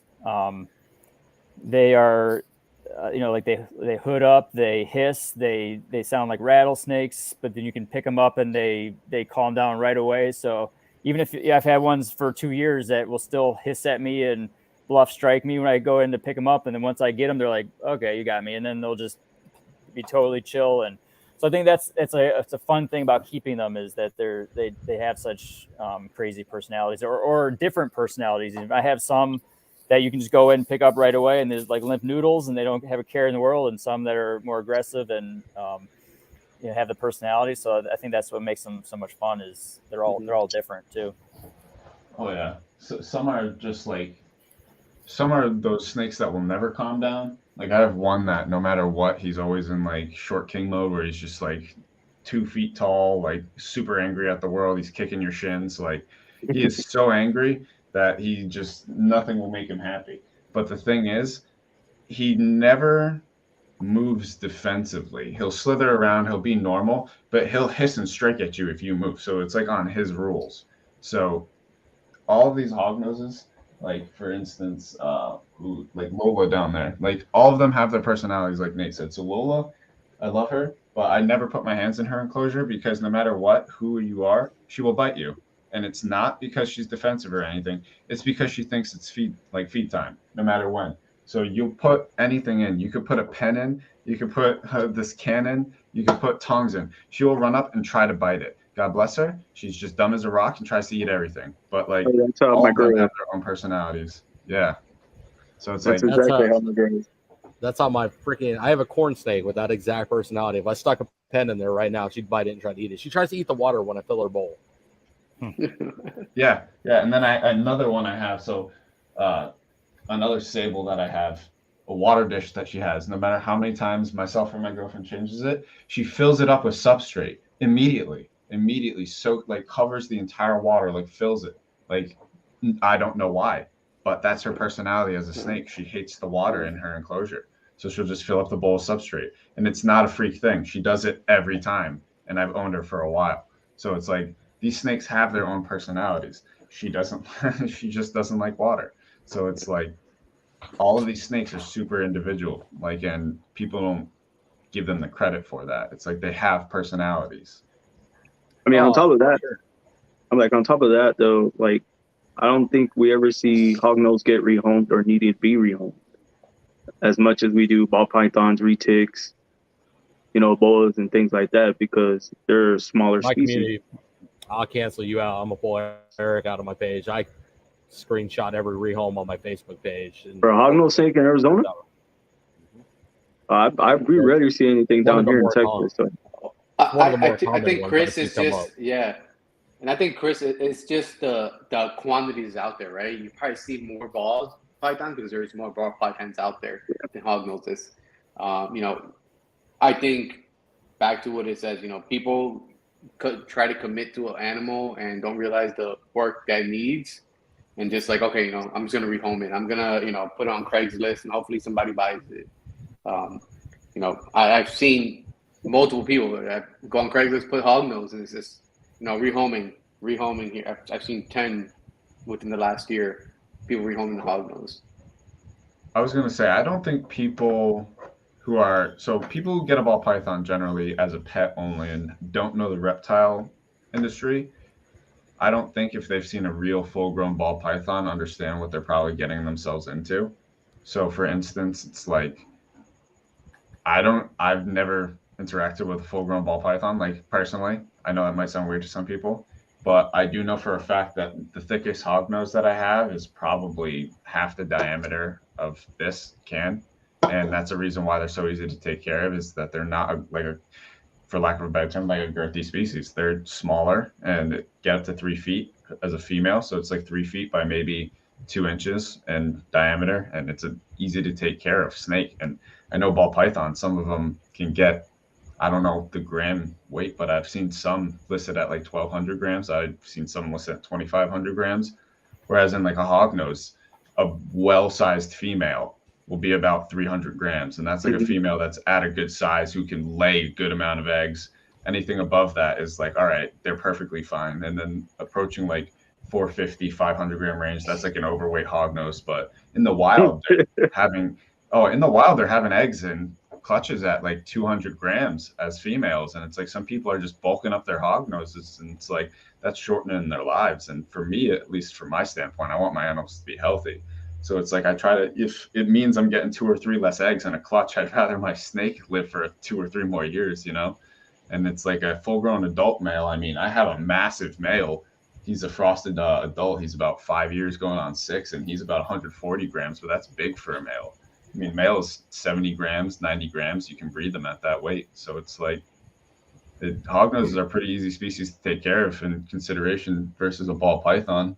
I mean, you could keep pretty much a yearling male. I mean, up to maybe even potentially a breeder size male in a 6-quart tub if you wanted to. I wouldn't recommend it. You'd probably go up to like one of the 15 quarts, but it's not hard to take care of them. They're very easy to take care of, especially spacious wise. And see, I think the trend that we're seeing in the industry right now is that the ball python's a pillar, right? It's opened up the doors in ways that we've never seen. It's brought popularity, it's brought money, it's brought a whole bunch of things to the trade. But there are people like myself, right? I started with ball pythons. I got bored of them. I was chasing money. That's not what I'm in this for. I could give a damn about the money. I can go broke tomorrow. I'm still keeping these things. I got bored, man. And it's the same thing, opening the same tub. Yeah, oh, cool color. You know, honestly, it's like I don't know if you guys caught last night's live, but oh, cool. Another pattern combination. Cool story, bro. Sorry, that's one thing I just found boring with ball pythons is they are what they are. They're balls. They just sit there. And it's like the interactability with these animals is like cool. It'll sit on your lap and go places with you, but that's because that's all it does is do that, is nothing. And in my opinion, it's like, that's boring. I'll come out and that sable girl, the female I showed you, the darker one that looked sort of melanistic, I'll come in here and she'll be climbing, scaling her enclosure. She'll be at the top. She'll look at me, see me, and then stop moving. And then she'll just fall over and hit the ground. And it's the goofiest thing I've ever seen because it's like she looks like she's like, shit, I've been caught. And then she'll just hit the ground and then slither away into her cave. And it's like stuff like that's a funny interaction. Or like when they pop their head out of an enclosure and they just like look at you and they're like, oh, and then pop back. It's like, I don't feel like you get that with like a ball python. I feel like they're art, yes, but it's like there's other species that are coming out with morphs and that are just comparably beautiful. Yeah, and then I mean I chase personalities too. Like I like the fact like you guys have got me like super. I'm like thinking about what my next Kaluber is going to be. It might be Hognose. But I've got that's honestly like I've got every species I keep. They all have different personalities for themselves, but it's the interaction that I'm chasing too. Like if I go open, there's a couple boa tubs. If I open them, like it's game on. It's not food motivation. They just hate humans. It's just how it is. And I mean, one of them starting to chill out. The other one I'm convinced is like my gopher snake. I have had my wife open up her tub. I have had my son open up her tub. I have had my dad. I have had my neighbor.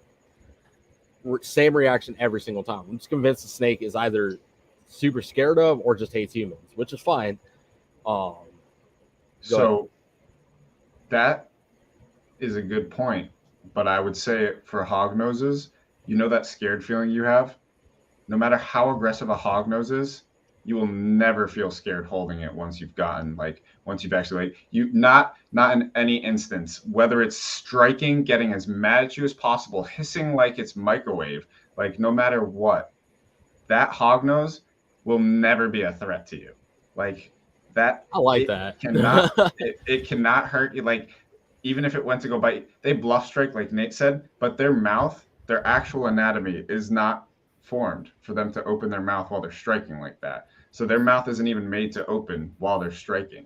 So I do have a hognose that strikes. It's the most angry one I have. But what he does is he opens his mouth first, so he'll fully open it, and then he'll literally headbutt the pinky.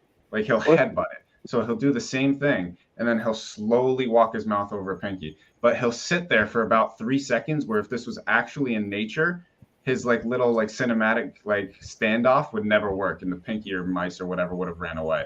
But he just has this little method to eating, and it's the goofiest thing ever. But hognoses, their morphology, they're not meant to strike. Their jaws aren't formed that way.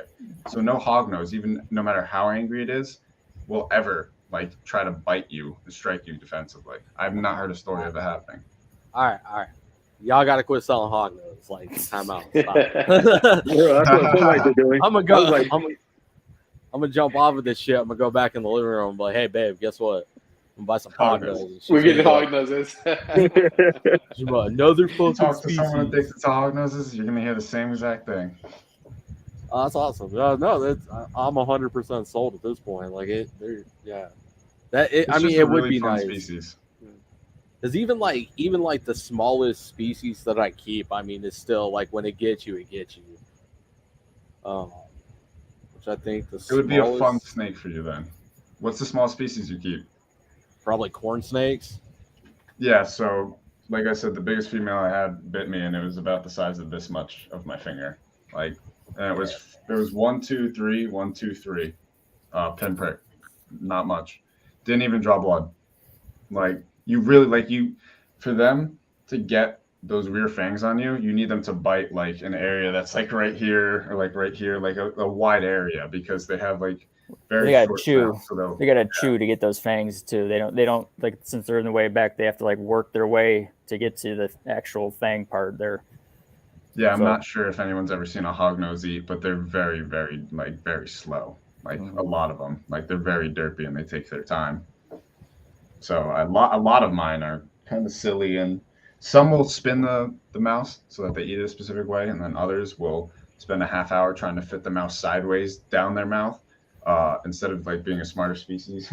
Like my milk snake, it will bite and then figure out how it wants to eat, and orient the head, pull it, while a hognose will legitimately, like, some of them are just so dense that they'll just hit the mouse and they'll just try to figure out how to like smush it down its throat until like the point where it feels like you just fed it a large rat instead, because it's just a giant lump of just one ball of nothingness at this dumb hognose.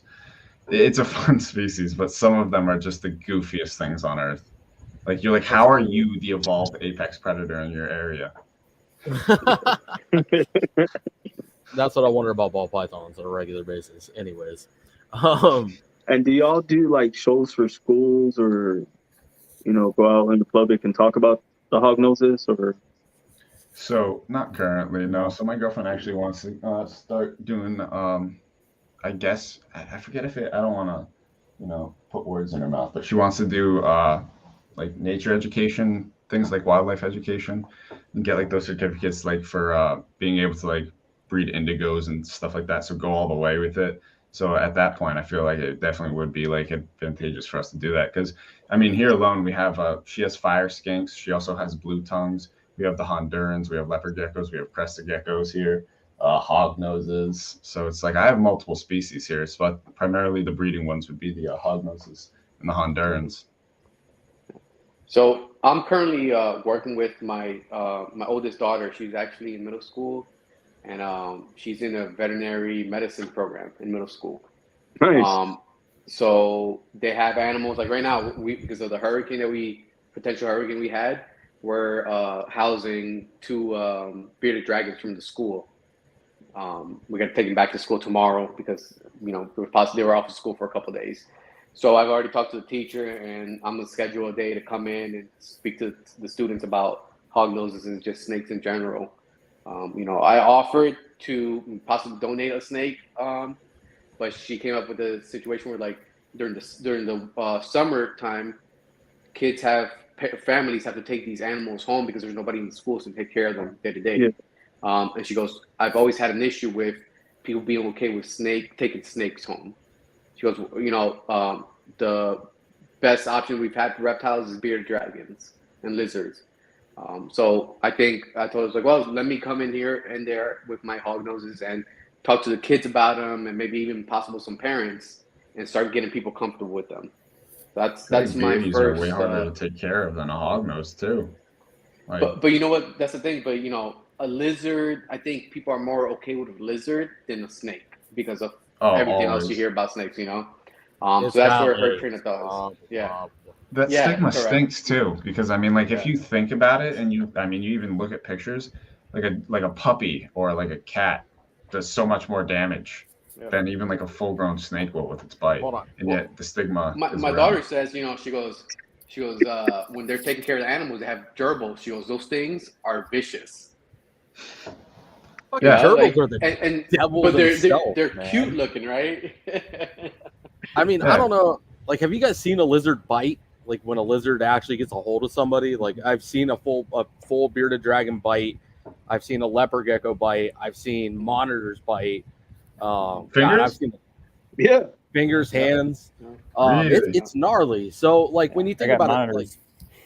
it, like monitors. Monitors for sure. They'll draw blood, man. They tear and gash and they bite and thrash. It's a solid cut, and they thrash back and forth. It's like from what I understand, you could correct me if I'm wrong. I've never owned monitors, but from the bites I see and from what I've read, it's like a razor blade. It's like a solid razor versus like even like Darian's tegu bites that I've seen and other tegu keepers. Like I would rather stick my hand in a 20-foot retic cage with a rat scent all over it than get bit by a full-size monitor or a lizard in general. That shit sucks. Like a bunch of little bites and one pullback. Okay, so be it. But a full on, and then the force that they put behind it too. They got those ginormous muscles in the back, and it's just pure PSI. Miss me with that shit. Yeah, so shout out to the crop monitor owners. Yeah, and I mean, lizards in general. I mean, all of them are. You know, the size. Obviously, the size differentiates the severity, but like, I think people underestimate the bite of a lizard versus the bite of like a snake and the fear tactics that people try to sell. Or people buy into, I should say, the fear tactics that are sold versus the ones that are bought. I don't think that's how I normally sell people on. Like, oh, okay, so the snake's not that bad. No, it's not. Yeah, the level of care for a lizard is completely different than a snake. It's definitely a higher level, and I mean, a snake is a way easier pet to take care of than any animal out. I would argue almost any type of animal out there. You know, mammals, birds, fish. I think it's the easiest. It's got to be the easiest. Yeah. You can go on vacation. I go on vacation, and you know everything's on timers and the heaters and the thermostats. It doesn't need to eat for a week. I can go on vacation, literally not have anyone watch it. It's like, tell me you do that with your dog. Yeah, and that was one of the biggest decisions of us. Like actually, going full into breeding snakes, or even first of all keeping a pet snake was. I was looking at it, it's like, all right, we have dogs. We already have to board when we want to go travel and stuff like that. Do I got to find another animal that I have to board or figure out somebody to come and feed it daily if I'm going to be gone for a week or two, right? So that's one thing when I saw, Hognoses and just snakes in general, it's like, I could technically be gone for 2 weeks and they're going to be okay when I come back and feed them. So that's one of the biggest decisions I've made was like, okay, yeah, we can, first of all, get a pet hognose and then move on to, breeding and stuff like that. For sure. I concur. I don't have, obviously I want to keep different lizard species in the future. I don't have a bias against them, but I have a leopard gecko, I have an African fat tail, and they're more of a pain in the ass than any of my snakes are. Because again, I got to worry about somebody coming in if I want to leave, or, the diets and the special care that they need. The feeders. The feeders, yeah. Varying diet. Like lizards require, I would say lizards definitely require a varying diet compared to snakes. Like you can feed your snake the same thing. While lizards, I feel like definitely to benefit them, you give them a varying diet. Yeah, and they have higher metabolisms because they have 4 legs and they move around. Like my African fat tail, I've seen move from one hide to the other hide, came up and looked at me like I was stupid, went back around, switched hides again, flicked some of his calcium, went to his water bowl, and is now back in his other hide. Versus, like, if I turn around, the corn snake's still in the damn same spot it was an hour and a half ago. That's a funny one. Yeah, I think Hutch is training attack Hognoses. No, but you can keep a cobra in your house for that purpose. There you go. Anyway, So, Blaker? sorry, Quentin's going to shoot me for that one. Yeah, I don't think that Hognose would pay mind to any intruder whatsoever. That Hognose would be gone. Right, it'll puff up, and that about it. There you go. Yeah, I mean, for anyone that is scared, I mean, they do. I have one that audibly hisses at a decibel level that is like heard from down the stairs where I live. So it's like they are loud, and if you don't know, like you would be scared if you're scared of snakes. It's just like it's a hissing snake that hoods up. You're gonna be afraid. Like it for anyone that doesn't like them, like or know like what they're doing, you're going to think that it's most likely a venomous snake because it's mimicry. Or not mimicry. It's what was that, Nate? I said it was mimicry on your Instagram, but it's adaptation. It's like a convergent evolution. It's how they evolved to have those traits that are advantageous, but they're not actually mimicking a cobra. It's just a similar thing they do. Yeah, so people get it confused. Like I've said it, even when Nate did that on his Instagram account, because he does like all these informative things, which I mean helps certain people learn these things, but it was like it's not mimicry, and he pointed out, and it's a very fair point, that it can't be mimicry because there's no cobras around for them to mimic. So it's evolution that made them do the same thing as cobras, sort of like how they have a hognose, the rostral scale. That's evolution as well, and it's just evolution saying that these were the best things for these species to do, and all of these similar attributes are why these species have evolved and still live today. So it's like that's convergent evolution for you. And, and that also goes to the morphs, right? The sable gene, right? The reason it's dark is because of the land and the area it's from. Where it's evolved to look. Yeah. Yep, it's evolved to look darker to match the environment. I mean, that can be turned into a lot of things, man. Like the super dwarf reticulated python dwarfed itself down to survive on an island. Mm-hmm. I was gonna say So Jeff Galewood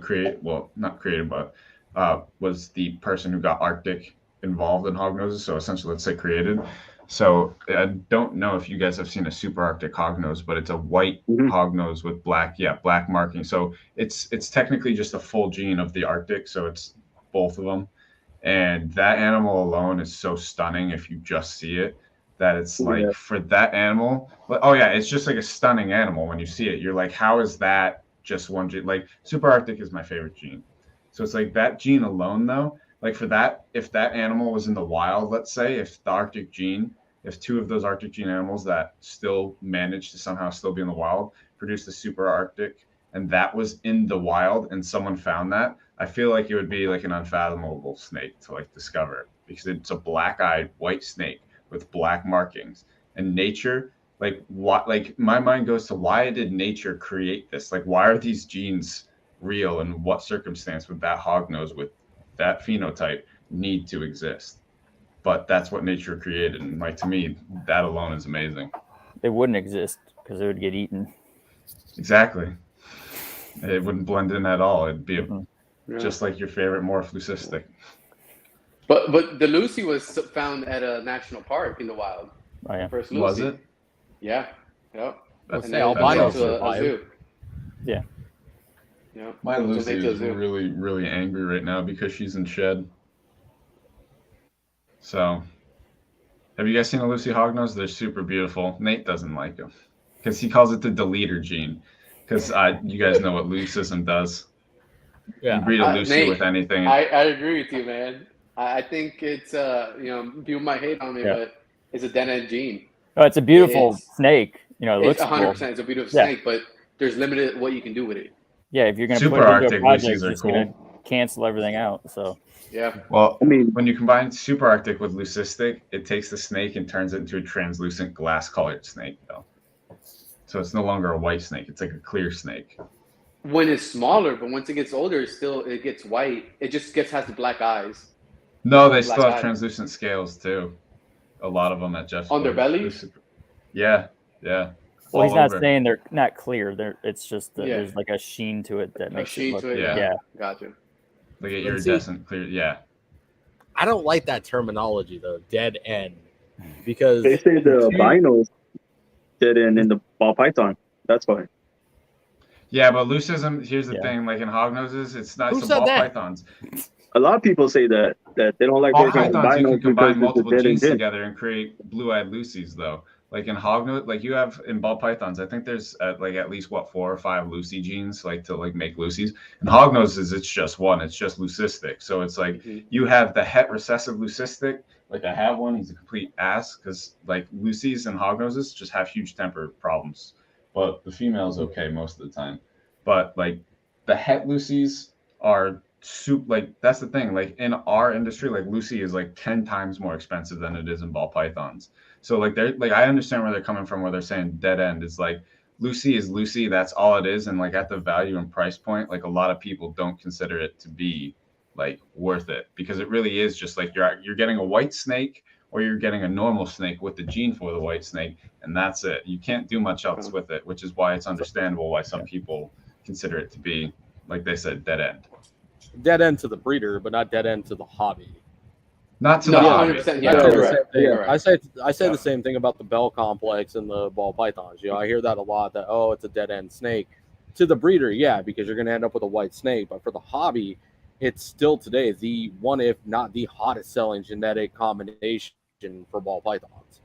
And all single color animals are the #1 sellers, period. Retics, the straight iridescent black.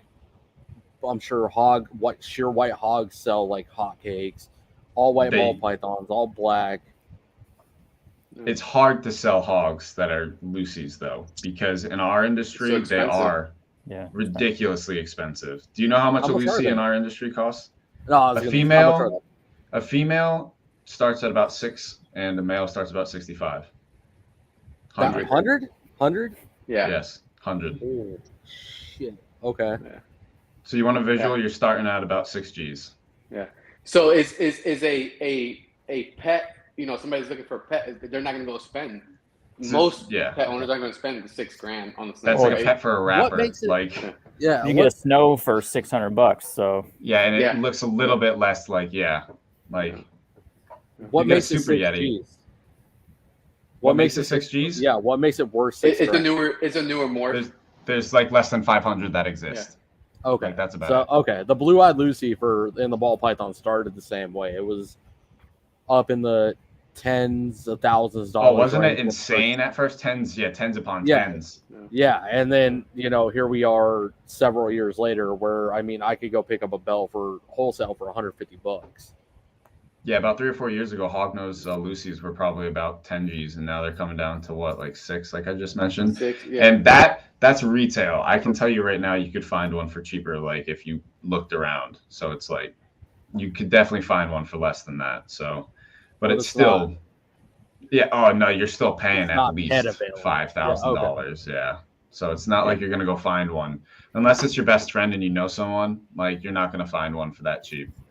And all you can make is Lucy's with it. You can't put it into any other gene and make it look other than white. So you can have a sable Lucy and still going to look like a white snake. It's not going to show any other have gene. A 7 visual recessive in Hognoses. You could have 7 visual recessive if one of those visuals is Lucy. As far as we know, because we haven't actually seen it, but it would be a Lucy. It would just be a strictly white snake, but it could have that many genes in it. Yeah. Has anybody put one under a black light yet? A Lucy? I don't know. I don't know if you guys know this, but if you take a blue-eyed Lucy from the ball pythons and it has certain genetics in it, and you put it underneath a black light, you're able to see the pattern that those genetics are producing underneath. I can't remember the exact science behind it, but it Mystic Potion. That's why it was called Mystic Potion, because he put it under I might have been on accident. That was just fucking around or something. It's like, hey, what does this look like? Yeah, why does it have a black light? Pattern. Yeah. Well, I've actually accidentally put black lights over my snakes because I'm in Arizona, so scorpions are a thing, and I do occasionally find them in the tubs. Even inside of my house, really, I'm pretty sure I lost a snake due to a scorpion. It was it was like a hatchling ball python that had suddenly kicked the bucket. It didn't make any sense, and like up on top of the rack, I found a scorpion. and I was like, oh, dead. And then from there on, now I periodically put a black light in there, but I'm pretty sure that's Never thought I would ever hear that. Crazy. So you had to worry about scorpions infecting your ball pipe. That's infecting everything out here, man. We find them everywhere. Like so what they do is they go up the wall and they scale the ceiling. So that's how they get around and people don't notice them. Like if you find them most of the way up your wall here, they're more than likely heading to the ceiling and they move around like the tops of your ceilings. Huh. Yeah, they're not like lower, they're arboreal for a lack of better terms. Like they're found more in corners and attics and things than they are on the ground. But yeah, good times. That's good shit. Thank you. I found that out. I was like, yeah, no, miss me with that. Wasn't a nice ball python that got off, was it? No, it was like a normal. I can't even remember. It was so far back. But now I put like diatomaceous earth everywhere and take preventative care. I don't know for sure that's what it did. It was just speculation. It would make sense. Oh yeah. Especially being an unknown venom to the animal, like they've never ran into a scorpion. Does Africa have scorpions? Definitely not ours, but I don't even know if there are scorpions. Most likely be different venom, yeah, through evolution. I presume. At least we don't have death stalkers. That's all. So I got a question for all three of you. What do y'all want to be known for in the Hognose, like hobby / community? Like, what do y'all want to be known for? Obviously, they're Hognoses, dumbass. Well, yeah, I know, but what yeah. Well, like we talked about before, lighting. Bro, like besides Hognoses, I know they work with Hognoses. That's not what I was getting at, but whatever. You leave the door open that much, I'm gonna bust through that shit like I'm the Kool-Aid man. Come on now. Well, like we talked about earlier, we're still kind of in the early in the hognose industry as far as morphs go. So I think as a breeder right now, everyone's kind of chasing the world's first is like a big thing for people to do, like create a new morph because it's within reach. So that's always a cool thing. Exactly what I was asking, Nate. Thank you, Nate. Yeah, I mean, it's not a huge priority of mine, but it's definitely something that would be cool to say you did. I mean, even with the Hognoses, though, it's like with a lot of these morphs, even if it's not chasing a world's first, you're chasing like a world's 5th or 6th or 10th. Yeah. It's like a lot of these snakes are still new. Visual is going to be potentially a world's first at this point still. So even you don't see a lot of double visuals still. Even like we talk about the storm cloud, which is just a sable exanthic. Double visual, and it's like comes out to a blue snake, which is super cool, and you just don't see them still, and it's just two genes. It's all it is. So yeah, it's a two-gene recessive. The potential in industry is just massive, to see these cool things popping out. So I think that's for me, that's the fun part about breeding is just like not knowing what you're going to get out of this clutch, and seeing all the variety that can pop out. So that's why I look forward to the most is just creating new stuff and new colors and patterns and combinations. Yeah, just seeing those snakes pop out. That's it. That's what you live for, Yeah. Mm-hmm. Yeah, that's the thing about Hognose. There's so many different morphs you can create versus like it's not just gonna be another brown animal that looks like all the other brown animals, So the potential is just massive. Yeah, like I said, like getting to those, triple and quad recessive visuals. I think that's where the Hognose community is shooting for in the next few years, right? Personally, next year I have I'm shooting for the permafrost. Oh, good luck, dude. But I know that's a most people, the best odds they have is a 1 in 64 with the combos that are currently available. So 1 in 64 to hit a triple recessive visual is pretty tough these days. I don't even have that. I got a het permafrost boy that I got from Nate actually, and then I have a sable het Evans female. So the best I can make are oxides, which are sable and hypo, but it's not actually true hypo. That's a whole Hognose thing. There's 2 different hypos, and then 50 caramel. So permafrosts are amazing animals. If you don't know what a permafrost is, you should check that out. They're crazy. It's pretty cool, and I that's my dream for next year and stuff like that. But even if I hit double visuals or single visuals, whatever, single or doubles, I'm still happy with it, right? Exactly. But it's funny, today I saw I was on Morph Market and I saw somebody posted a permafrost on there a few days ago, whatever, you know. And it's fucking $7,500 they want for that thing. Yeah, no, that's like that's a commitment, especially. Mm-hmm. Yeah. Yeah, I guess to answer your question more, I would say we were talking about like hitting more, so that's a cool thing. But I think my goal in the industry is really just to educate and bring hognose into light more and promote the species and the awareness of it, because I think there's still a lot of people don't know about them, or it's not. My goal is to bring it to the ball python level, like we talked about. So I think through education and showing pictures and growing through like social media and just getting it out there, exposing, and that kind of helps us all in an industry, also not just myself. And I think so far the hognose industry is pretty like breeder wise, it's a tight knit community, and there's not a lot of hate and competition that way. Like we all kind of help each other out, and it's not been too cutthroat yet. I was gonna say that's a fair point you made, because earlier you guys mentioned how ball python breeders or whatnot, like in chats, would just immediately go after someone's neck and be like, "Oh my God, you're an idiot for doing this," or like whatnot. In the hognose community, you don't really see any toxicity towards other people. I mean, if anything, all that's most likely behind closed doors, but like out front, people are just trying to be helpful. Like the other day, I saw someone on a Facebook group literally ask if there were any hognose breeders on the East Coast. And it's like Nate said, it's like you got to get this information out there, because hognoses are so much more available than people realize. And just like the information and getting all of it out to those people and letting them understand that like there's so much more to the industry than they realize. I think it would actually get more people excited and actually buying hognoses. Damn, I agree. Yeah, because like I've seen y'all's Facebook groups and y'all are chill. I like y'all better than the ball python page on Facebook. Yeah, they're like, "You're dumbass, get out of here." Yeah, I mean, I don't feel like I feel like ball python breeders, and I'm not trying to bulk them all into one huge group, but I feel like a lot of them don't try to bring other breeders up with them. I feel like a lot of people try to keep things like secret and to themselves.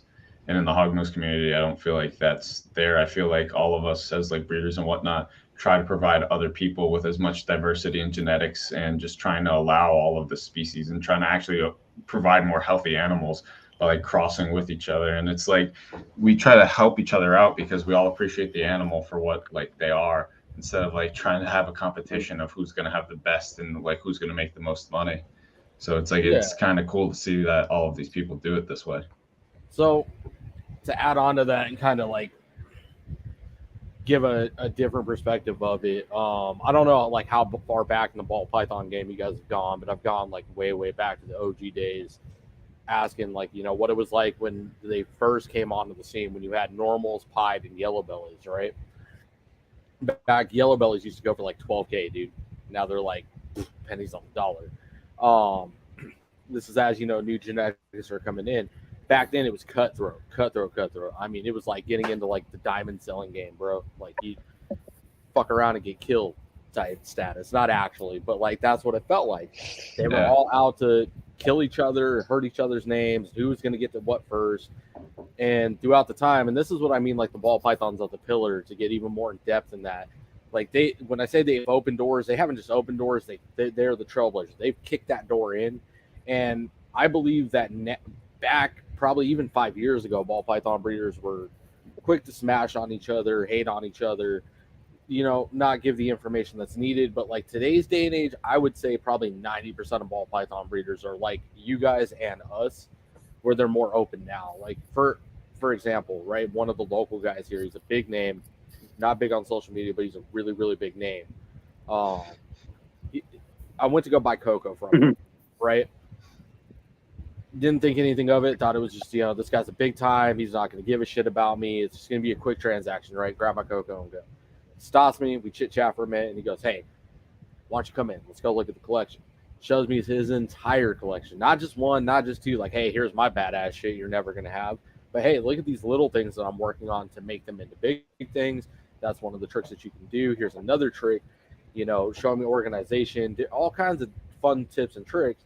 And even goes on, he doesn't have any more, so I'm opt to talk about it, but showed me a secret project he was working on that absolutely nobody knew about,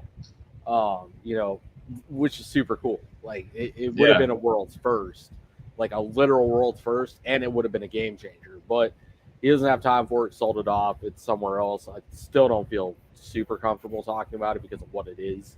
And it's not proven yet. As soon as it's proven, I actually had her sister in my collection too. That's where we really connected. But I see that more and more though. Like I talked to more new breeders coming into the game. A lot of people reach out to me because they think I still do ball pythons.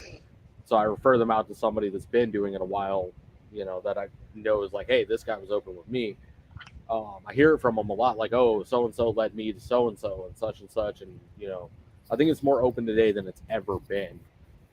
We're seeing like your community infect the ball python community at this point because other ball python breeders in the chat right now are going to see this. Like, oh, these three guys are big time hognose breeders and they're just spewing this information out. I should bring this to the game. I should change the way it was way back when. Well, I feel like so. Go for it. Yeah, Levi, and I've said this before. Like I've started following a lot of ball python breeders. Instagram, social media, and stuff like that because, like you said, the ball python is the trailblazer of reptiles into the mainstream, where most of the people that have seen a snake have seen a ball python. So there's goods and bads to take of that, right? And I think us as the Hognose community, being newer, need to also study that portion of it and see, what's goods and what's bads that we can take. What's good that we can take from the ball pythons, what they've done and how they've elevated the ball python into where people generally see them, and what stuff we should steer away from. Simple thing is what we're doing right now. There's not one Hognose person that is doing live interviews right now. Right? And I was about to ask y'all that. Do y'all like outsource through just only Instagram, or I know y'all have Facebook, but do y'all do like TikTok and all the other? I'm doing Instagram. I'm on TikTok. I have a YouTube that I have like 5 or 6 videos that I need to get back onto. So I'm trying to reach as much as people and many people I can within all the social medias. Nate knows this, but I slack. I only have really Instagram and Facebook, but I haven't been posting much lately. I blame my job, but really it's just me being super lazy.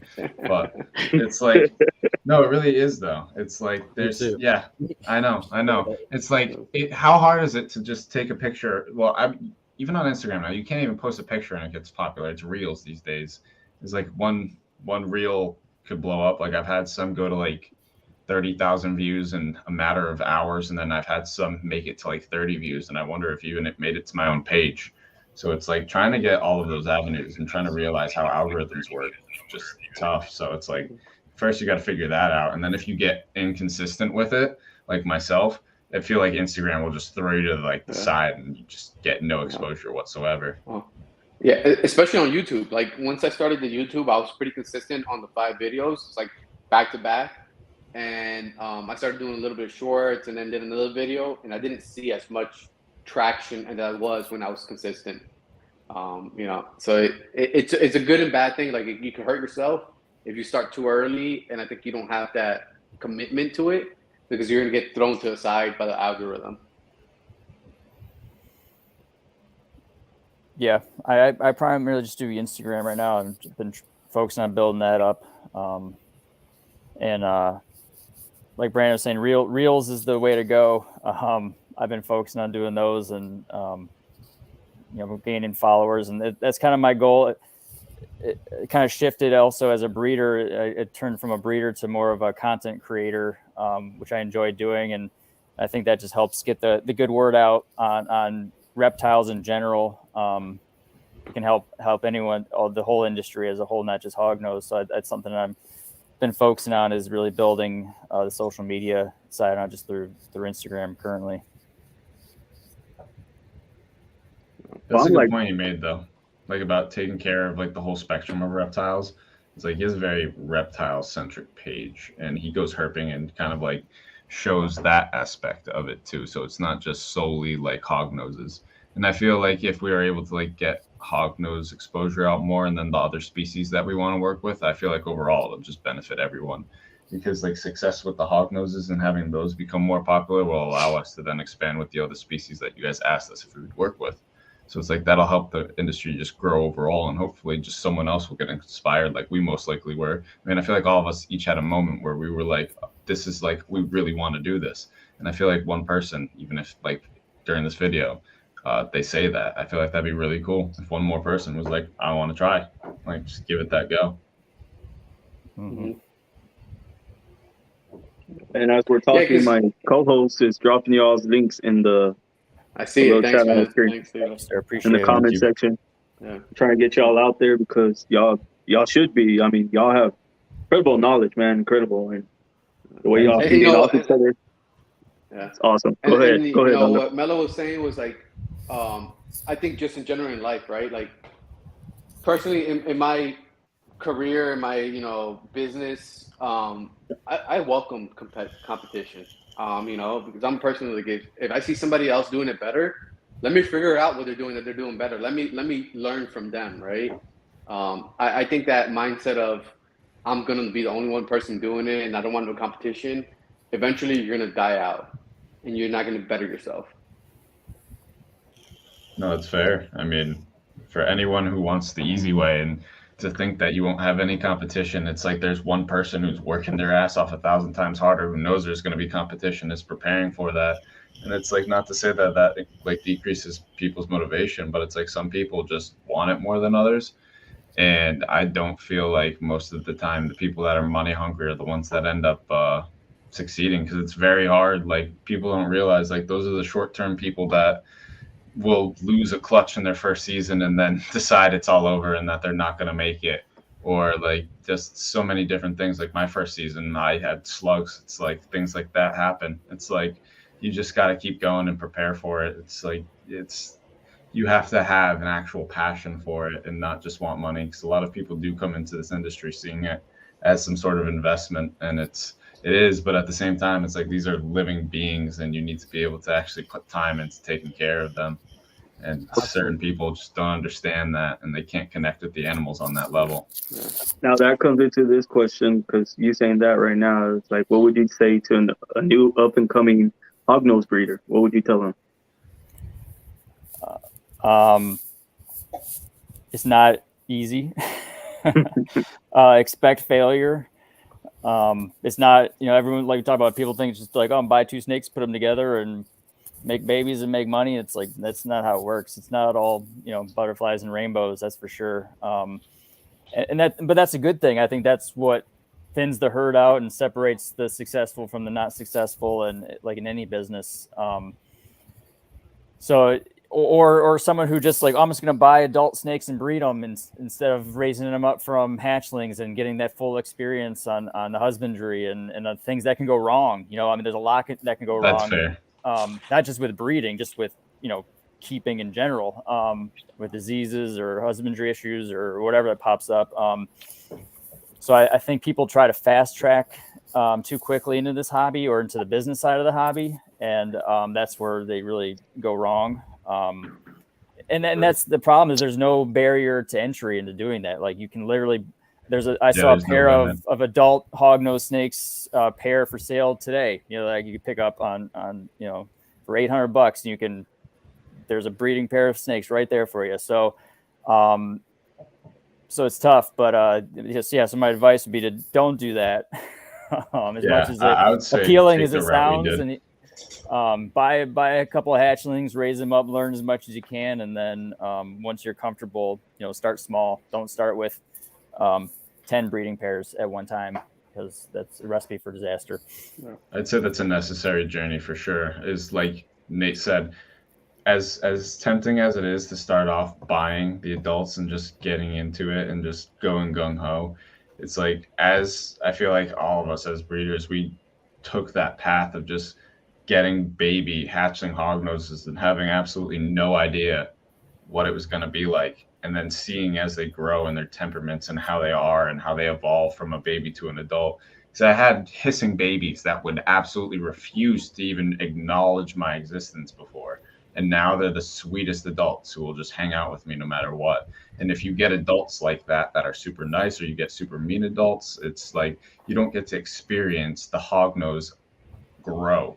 And then if you have, like Nate said, those two adults, and then you have a bunch of hatchlings that each are now different and like not comfortable and won't eat, now you just threw yourself into a whole world of trouble, and you have to try to find how to do all of these things, and you're just going to set yourself up for failure.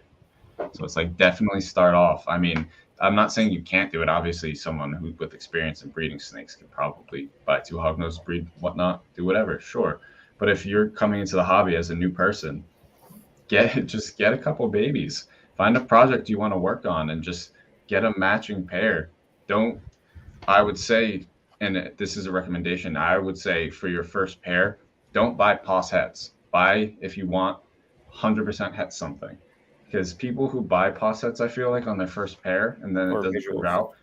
Yeah, or visuals even. Visuals are nice too, but scale of money. Just buying POS sets for your first pair would stink, because if someone buys a 66% POS het Stormcloud snake, and then they have a Sable het Stormcloud, and you breed that POS het to that Sable het Stormcloud, and then you get normal snakes, you're going to be severely disappointed. Where if you had a het Stormcloud, 100% het, for that little extra few $100s, yeah, it might be worth like a little bit more, and it might not seem like it's worth it at the time to get that animal, but the ability to even produce those visual animals should make it mentally worth it for you at the time. So I feel like a lot of people jump in and buy like too many POS het animals and just try to hope on a whim that they prove. And it's just, for a little bit more, I feel like people should try to invest like for 100% hets or visuals. My advice will be, make sure you have the time, and not just the time you have on a good day, but the time you have on those days that, you know, if you got a regular job and you're swamped with work, family work and stuff like that, you can still take care of your animals, right? People go into it like, hey, I can do this, this, and that, but are you going to be able to put that extra time and, you know, go to sleep late that night because you got to take care of your animals and not neglect them and stuff like that? That's what it's, you know, everybody can do anything on a good day, but also realize are you able to take care of these animals still on a day that maybe you're sick, you're just overwhelmed with everything else. And then what happens if this breeding idea you have, what's going to happen to these animals? Are you going to still be able to take care of them if they don't work out with the breeding plans you have? You know, are you financially stable to take care of all these animals that you're going to possibly want to breed if they don't produce for you? That's another thing. That's a good point, is that some people don't realize is like, you guys with snakes, you guys know, but it's like some snakes really just don't like each other. And if you have a breeding project where you're trying to, like, let's, for instance, we're using that Stormcloud example. If you have 2 het Stormclouds trying to breed together, and you're like, yes, I'm trying to make some Stormclouds, and that female just doesn't like that male, because I've had that where a female just, she wagged her tail for a little bit, she showed the signs, and then she was no-go. Just absolutely, she was literally slithering right over the male as if he was a log in the, like, some of them do not agree with each other. And now all of a sudden your Stormcloud project is like a super Arctic POS het Stormcloud project, because you just had to throw a different male in there. So it's like you have to be prepared a lot for those hiccups where your projects are just like, all right, that didn't work, that male's no good, I need another one. And I feel like people don't understand that. I mean, even Nate reinforced this a little while ago with me in a talk that we've had, is that like males are important. Some, like, you probably want like a 2 to 3 for like if you want to get solid into breeding, probably a 2 to 3 pair, because it's like 2 males and 3 females will provide you with enough to hopefully have that 1 male or 2 males be able to produce, while also having like a consistent amount of females to have that project expand. So it's like, for a comfortable breeding project, I would say either like a 2 to 2 or a 2 to 3, because males sometimes won't be able to perform, and that's important to know. That's solid. That was incredible from all 3 of you. That was amazing. Right. Wow. And that, I mean, Right. honestly, that how the hell do you even follow up on something like that? That was incredible. I was just like, oh, shit, that was good. Thank you. Yeah, I feel like we need to snippet the entire, like the last 30 minutes of this live and put that out as an info video for Hognose breeders coming in. Like that, Sure. that was incredible. I mean, that could be, I mean, you could translate that to every damn snake in this industry. Like, Yeah, that was 100%, yeah. absolutely, that was honestly it proves for solid. everything. I think I'm gonna try to do that though. It's a good plan, man. Just for comfortability's sake and just for confidence, it's pretty fail proof. So you guys have brought some heat. This has been an incredible live. So we're trying to keep our lives between an hour 45 to 2 hours just to keep that attention span, you know, because after there's a science behind it, after an X amount of time, you lose attention span. Sure. So we're gonna hit you guys with a wrap-up question. All right. My wrap-up question to you guys is Dave Hoffman posted a video about ball pythons. If you guys are ever curious about the normal and the importance that it has to the industry because it's so shit on, Seen it. he made a video saying the other, and I think this is going to apply to you guys. With the market being as new as it is, if I came in as a wholesaler and was like, hey, you guys, I'm going to offer you guys this. I'm going to sell you 20 normals, 10 male, 10 female. Would you guys take them in pursuit of a new genetic? I know you touched on the world's first a little while ago, but not a world's first, but bringing in a new genetic, proving out that genetic. So you take the 10 and 10, you guys pair them together, and one pair produces a brand new gene. Would you guys take the opportunity to prove that gene? So I don't know if it stands true the same to hogs as it does ball pythons, but you can't just pair a male and a female together, produce a new pattern, and be like, oh, hey, guys, look, I found a new pattern. This is it. I'm naming it the Levi Moore. It needs Not a lot of pattern genes. multiple generations. Yeah, it's a long-term project.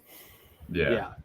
Not many pattern genes in hognoses like that. So like there's tiger, there's granite, like jaguar, stuff like that. But yet for your question, 100% yes, I would take that advantage and do that just for the sake of hognoses themselves, like 100% over. But with the ball pythons thing, I feel like it's just super hard to find that many wild hognoses, you know? Like it was so readily available and they were being shipped over in the thousands back in the 80s and stuff like that. And it was so much easier and readily available to just have that many groups. But I'm not sure anyone would readily, if that were able to happen, I feel like all of us here would probably take that initiative and try to, like the Swiss chocolate morph I mentioned to you, that was similar to Sable. That morph was discovered because Jules Toth went to a pet store and bought 2 normal hognoses and bred them together. And they were both het for a melanistic gene that no one had a clue about.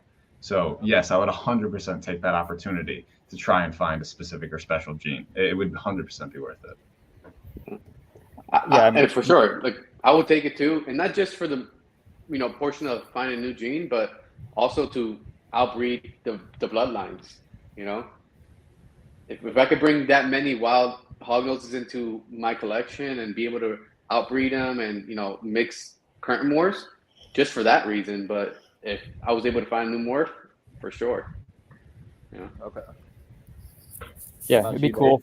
It would be, it would definitely be worth a lot of money. That's for sure. That's the one thing is these people who discover these new morphs or new genes have this unwielding power of, they could, or Brandon actually brought it up with the skull face at the beginning of the interview, which is a new gene out in, was he in Germany or something? Or Germany. It's a potentially dominant gene. Oh, yeah, he's selling them for like $20,000, so, and he has complete control of who gets them or what price point is. And, so that would be kind of cool to have that kind of power too, I'd say in the industry. You could rise to the top pretty quickly if you could produce something like that for sure. So that'd be neat. Yeah. Awesome. Yeah. Like that. Go ahead. No, go. That Swiss chocolate, he's produced so many combos this year just because he's able to. Oh yeah. He has them all to himself. Yeah. Oh yeah. All back-to-back world Jules Toth. So he has so many worlds first because he kept that gene, that Swiss chocolate. He's kept it pretty much primarily to himself for the past 3 to 4 years. he's released just regular Swiss chocolates, but he has Axanthic Swiss chocolates. He has Super Arctic Swiss chocolate. Like he's decided, like he kept the gene back and has made all of these regular genes that we know as Super Arctic Axanthics, and he's combined them with it, and he's kind of showing everyone, like Alvaro was saying, like a new crazy thing every time because how new this and random this gene is, and he's the only one who has it. So it's like we all sit there waiting to see what he pops up on his feed. Hell yeah. All right, so one last follow-up question, then we'll call it. But the follow-up question is to the question. So what stops you guys from doing that? And educate me, because I know this is a loaded question, but what stops you guys from finding a wholesaler or even doing it yourself, going into, because they are native to the U.S., what stops you guys from going to pick out as many as possible for multiple reasons, obviously, conservation being the number one. The more that we bring in, the more that we produce, the more craziness that we make, the less people have a need to go do this. But with it being as new as it is, what stops you guys from doing that? I feel like logistics of the whole situation. So basically where they are in the country, in Africa, it's super cheap to pay those people to go out and capture all of those animals. But for one person, I feel like to try and go and capture 20 wild caught hognoses, I feel like the amount, like for one of us, we would have to, number one, be located in that area, and number two, to capture, right? Yeah, you need a permit to capture them for that area. I don't even know if you're allowed to take that many snakes, honestly. I was going to say, and then I don't even know how many you're allowed to take, if more than. I don't think you're allowed to cross state lines with a captured snake. Yeah, wild caught. Yeah, I was going to say, we have a lot of rules and regulations that prevent us from being able to do that. I couldn't drive to Colorado and take a hognose out, take it back to Ohio. I think that's a felony. Yeah, no, if he did that, it's like a $10,000 fine. I'm pretty sure 10 to 15. It's kind of the same. It's the same as if you transferred Eastern indigos. Yeah, it's illegal to do that with hognoses. Like Colorado is one of the main places you can't even sell hognoses. Like it's illegal. I think you need a permit. Oh, wow. I think Kevin Rowe that said that even with the time that he has spent outside, he's looking for wild hognoses. He's only found some. I think this year only found 2 females. With him going out. Yeah, they're not as readily available as, like you said, maybe ball pythons in Africa and stuff like that. Well, they're hibernaculums. I mean, they bury themselves about 3 to 4 feet underneath the ground in these caves for when cold seasons are. So, I mean, they'll just go into a rodent's den, and I mean, that's pretty much like they find these areas, and it's just, it's hard for a human to find these certain species because, I mean, they are a burrowing species. So they spend most time, I mean, even that big sable gal you saw, I have like a little rock that's this big. She curls up and she's the same color as that rock, and you'll have zero idea that she's even there unless I point her out to you. So their natural color adaptations, like we mentioned, sables are darker for their areas. It's like you see that snake, she's dark and curled up next to a rock. If anything, if it's not perfectly lit out, you're not going to see her. So it's like finding these snakes in the wild is just like the luckiest thing ever. Like it really is, because of how much they just try to hide. Oh, wow. Hell yeah. That was exactly what I was looking for right there. Because like ignorance outside looking in, right? My thought process is, let me just go travel to a state where it's legal, obviously doing your research, go pick up a gang of them, and I want to hunt down the pied genetic. I mean, it's got to be there. Every single species so far has proved that there's a pied out there. You just got to find it. I'm not gonna expose anybody or blow anything out of the water here, but I know somebody that's doing something similar with the local species here. They're going out and getting as many as we legally can obtain, and they're working to bring a genetic into their collection for the conservation aspect of it. Sure. Mainly because the one genetic that they're after is one of the most valuable and rare, but people do that here more often, so there's more motive to it. But I was curious about whether that was even possible. And you guys spot on killed it. Like, that was awesome. So it's not necessarily a huge possibility to be able to just go in the wild, pick them out, and do what we do with ball pythons. Yeah, I was just trying to look up the permit laws for that, but unfortunately I couldn't find anything. I guess they're all state specific. But I know, like Kevin said, I mean, the female that popped out, the F1 that's behind me, which actually, I mean, I'll take her out really quickly. She's just kind of chilling out here. So this is the F1. So this female, she barely found this one girl. So her mom, this is the first generation. There we go. That's this so is the first freaking generation cool, man. girl. So first gen out of the wild. Her mom, he said he was searching for hours and found her sitting on a pre-lay shed. So it's like he got lucky because he found a mom trying to, get ready. But this is a first gen out of the wild. Like this snake should have been born in the wild, but the gravid mom was taken. So Oh well, it's like stuff like this is cool. So that's amazing. That's so cool, man. Like that. That gets my heart going, so it's bro. like, yeah. So like in that sense, at least, it's like I bought her not even for the aspect of she might have some super secret cool gene. I bought her because it's like that is like fresh genetics to be put into the hobby, and like there's so many breeders that just breed all of their same snakes together, and they'll breed the mom to one of the offspring and stuff like that. Where it's like if I can add a little bit more genetic diversity, it's worth it. So it's like that's why I bought that snake. That's why I have that snake, but also to have just a piece of nature. Like I think it's super cool that snake should be out in Texas somewhere, like slithering around. But fortunately, I mean, some people don't agree with us taking them in, but I feel like captive bred species always do better. They survive longer. It's like they might not get eaten by some hawk out in the wild. I just like to say that. It's like things like that people don't really consider. But I just think it's cool that I have an F1. It's like things like that people like us can appreciate, while other people will be like, it's a snake. Like, no, that's huge. Like, I mean, like that hits me on a personal level because of what I'm doing with the gophers. So that's incredible. Yeah, I appreciate you. Thank you. That's awesome. And then I was promised controversy, so I'll make a statement on that. That's what separates us from ball python breeders. Oh, trust me. Mike and I come up with some memes sometimes, and it's like we just have to hold them back. We got to play friendly with the ball python breeders. Just pass him to Levi. Levi will set him off. Yeah, we'll post it out. No problem. But sorry, let me specify that. That's what separates colubrid breeders, us as a family, versus ball python. We definitely have each other's backs a little bit more. I mean, if you think about it, we all, as colubrid breeders, all of us are pretty much against ball python. It's like all of us combined are like ball pythons are just like we're trying to reach that. So the hell with them. Oh, we'll pass.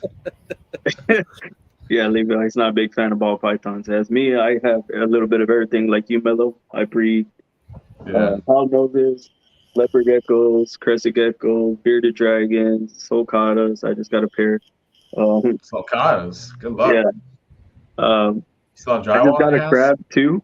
I don't know why, but I like the little crabs, and they make fun of me for it, so it's whatever. Okay. Chris, you came out on Instagram and told everyone you had crabs, bro. Come on. No, I said I had a pet crab, bro.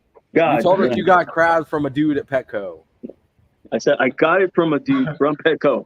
You said you got crabs from a dude at Petco. Oh my goodness. Anyways, I had a melt snake. I have melt snakes, corn snake. I got a rainbow boa. I got a little bit of everything. So what makes up a majority of your collection? Too. I had to mention he's just chilling. Little kilo. Yeah, so many species. I don't know. I feel like people we all have multiple species. It's like, but us as hognose breeders, we just found that that's the one species where like we kind of hold it dear. So everyone has their own. Mine's I'm not gonna lie, that was my first snake when I was like 12. Well, my second snake. I take it back. My first snake was a rat snake. My second snake was a western hognose, and I know what you mean by you hold it dear because I love that snake, but I had to get rid of it because I was a kid and I started getting into girls, school, sports, stuff like that. I didn't have time for them. So my mom was like, well, you're going to have to get something up. And I didn't want to stop playing football. And of course, talking to girls, I gave them up. Yeah, the snake thing isn't the biggest with some of them sometimes. Yeah, right. It sucks. I wish I still had them. But. You have your ones you have to do now. So it's like, you just got to appreciate them, you know? Chris, I mean, that male you have looks awesome, so he'll be fine. I think he's going to be a good adult, you know? Does he have for anything? It says he has pos pets. No. That's what it is. Go. And when you said, pos, I was like, damn.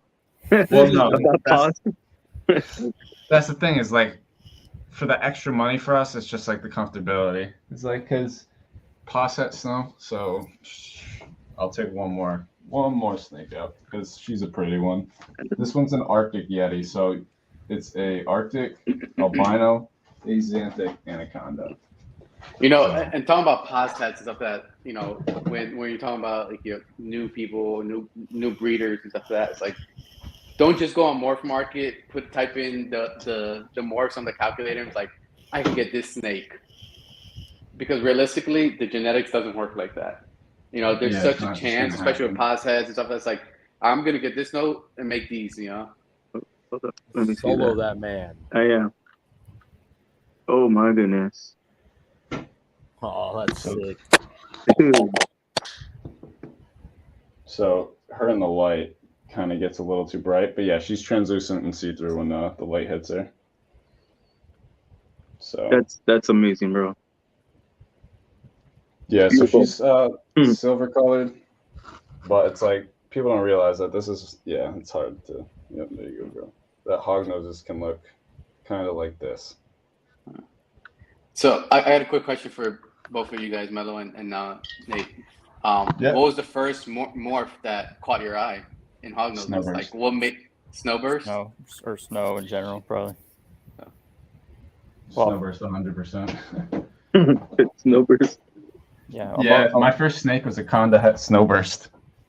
So that's a snow. A snowburst is if you put sable into it, and it looks like a Lucy, but with a pattern essentially and red eyes. So it's a really cool snake. I don't have one because they're approximately like $15,000, but hopefully I can make one eventually. What was yours? Mine, Toxic. Toxic? Oh, that's a nice snake though. Yeah. Hell yeah. He's anti-toffee guy. So I'll be PMing you guys here relatively soon because I want to know more and venture into this. But anyways, it was great having you guys on. You brought the freaking heat. That was incredible. This is like 10 out of 10, been one of the best, if not the best lives that we've had. It was awesome bringing 3 colubrid breeders on, specifically specializing in hognose. You guys brought more than enough knowledge. Like, I would strongly suggest that we change the title of this one to, if you want to get into hognoses, watch this live. I'm actually going to do that, dude. I was going to go. I don't think there's something you guys didn't touch on. And I mean, as somebody that has minimal experience in hognose, I want to get into them now more than I ever have. And I definitely feel like I'm better equipped than going to anybody else I've talked to so far. So you guys definitely brought it. It was incredible. Thank you guys. Yeah. No problem. Thank you. Thank you, Nate. Thank you all. Thank you guys. Thank you guys for just giving us a platform to be able to spew all whatever we have in our heads, right? Yeah, I'll talk for hours. You guys know that already. Bro, it was good though. That's what we wanted, was the knowledge, and you did all that. Y'all put that right in the show, and I loved it. That was amazing. Hey, helping one more person know like how to take care of the snakes that we love properly is like all that we should really care about in the end. It's like making sure that people love and appreciate and take care of the snakes that we have and love and appreciate just as much as we do. So passing on that information helps them do that. So Amen. Bro, he says everything like on point, like done. Drop the mic. So I'm gonna shout out cross that. I was like, I'm gonna shout out our sponsor real quick. Our sponsor is Aloha Creation. She does my stickers, magnets. She's the go-to sticker girl in the community. So beyond these stickers, y'all can hit her up. She's really good. And she just got glow-in-the-dark stickers, so they look amazing. But yeah, she's our sponsor for this live, and I appreciate it. Thank you guys again. And if there's nothing else, we are out. Thanks, guys. Thank you. See you guys. Make sure y'all follow these 3. Yes, I think Levi posted their links in the comments. Go back and get them, click them, follow them, hit them up. If y'all have any questions, please. There's guys. All right. Take care. See ya. Good night, guys. Good night.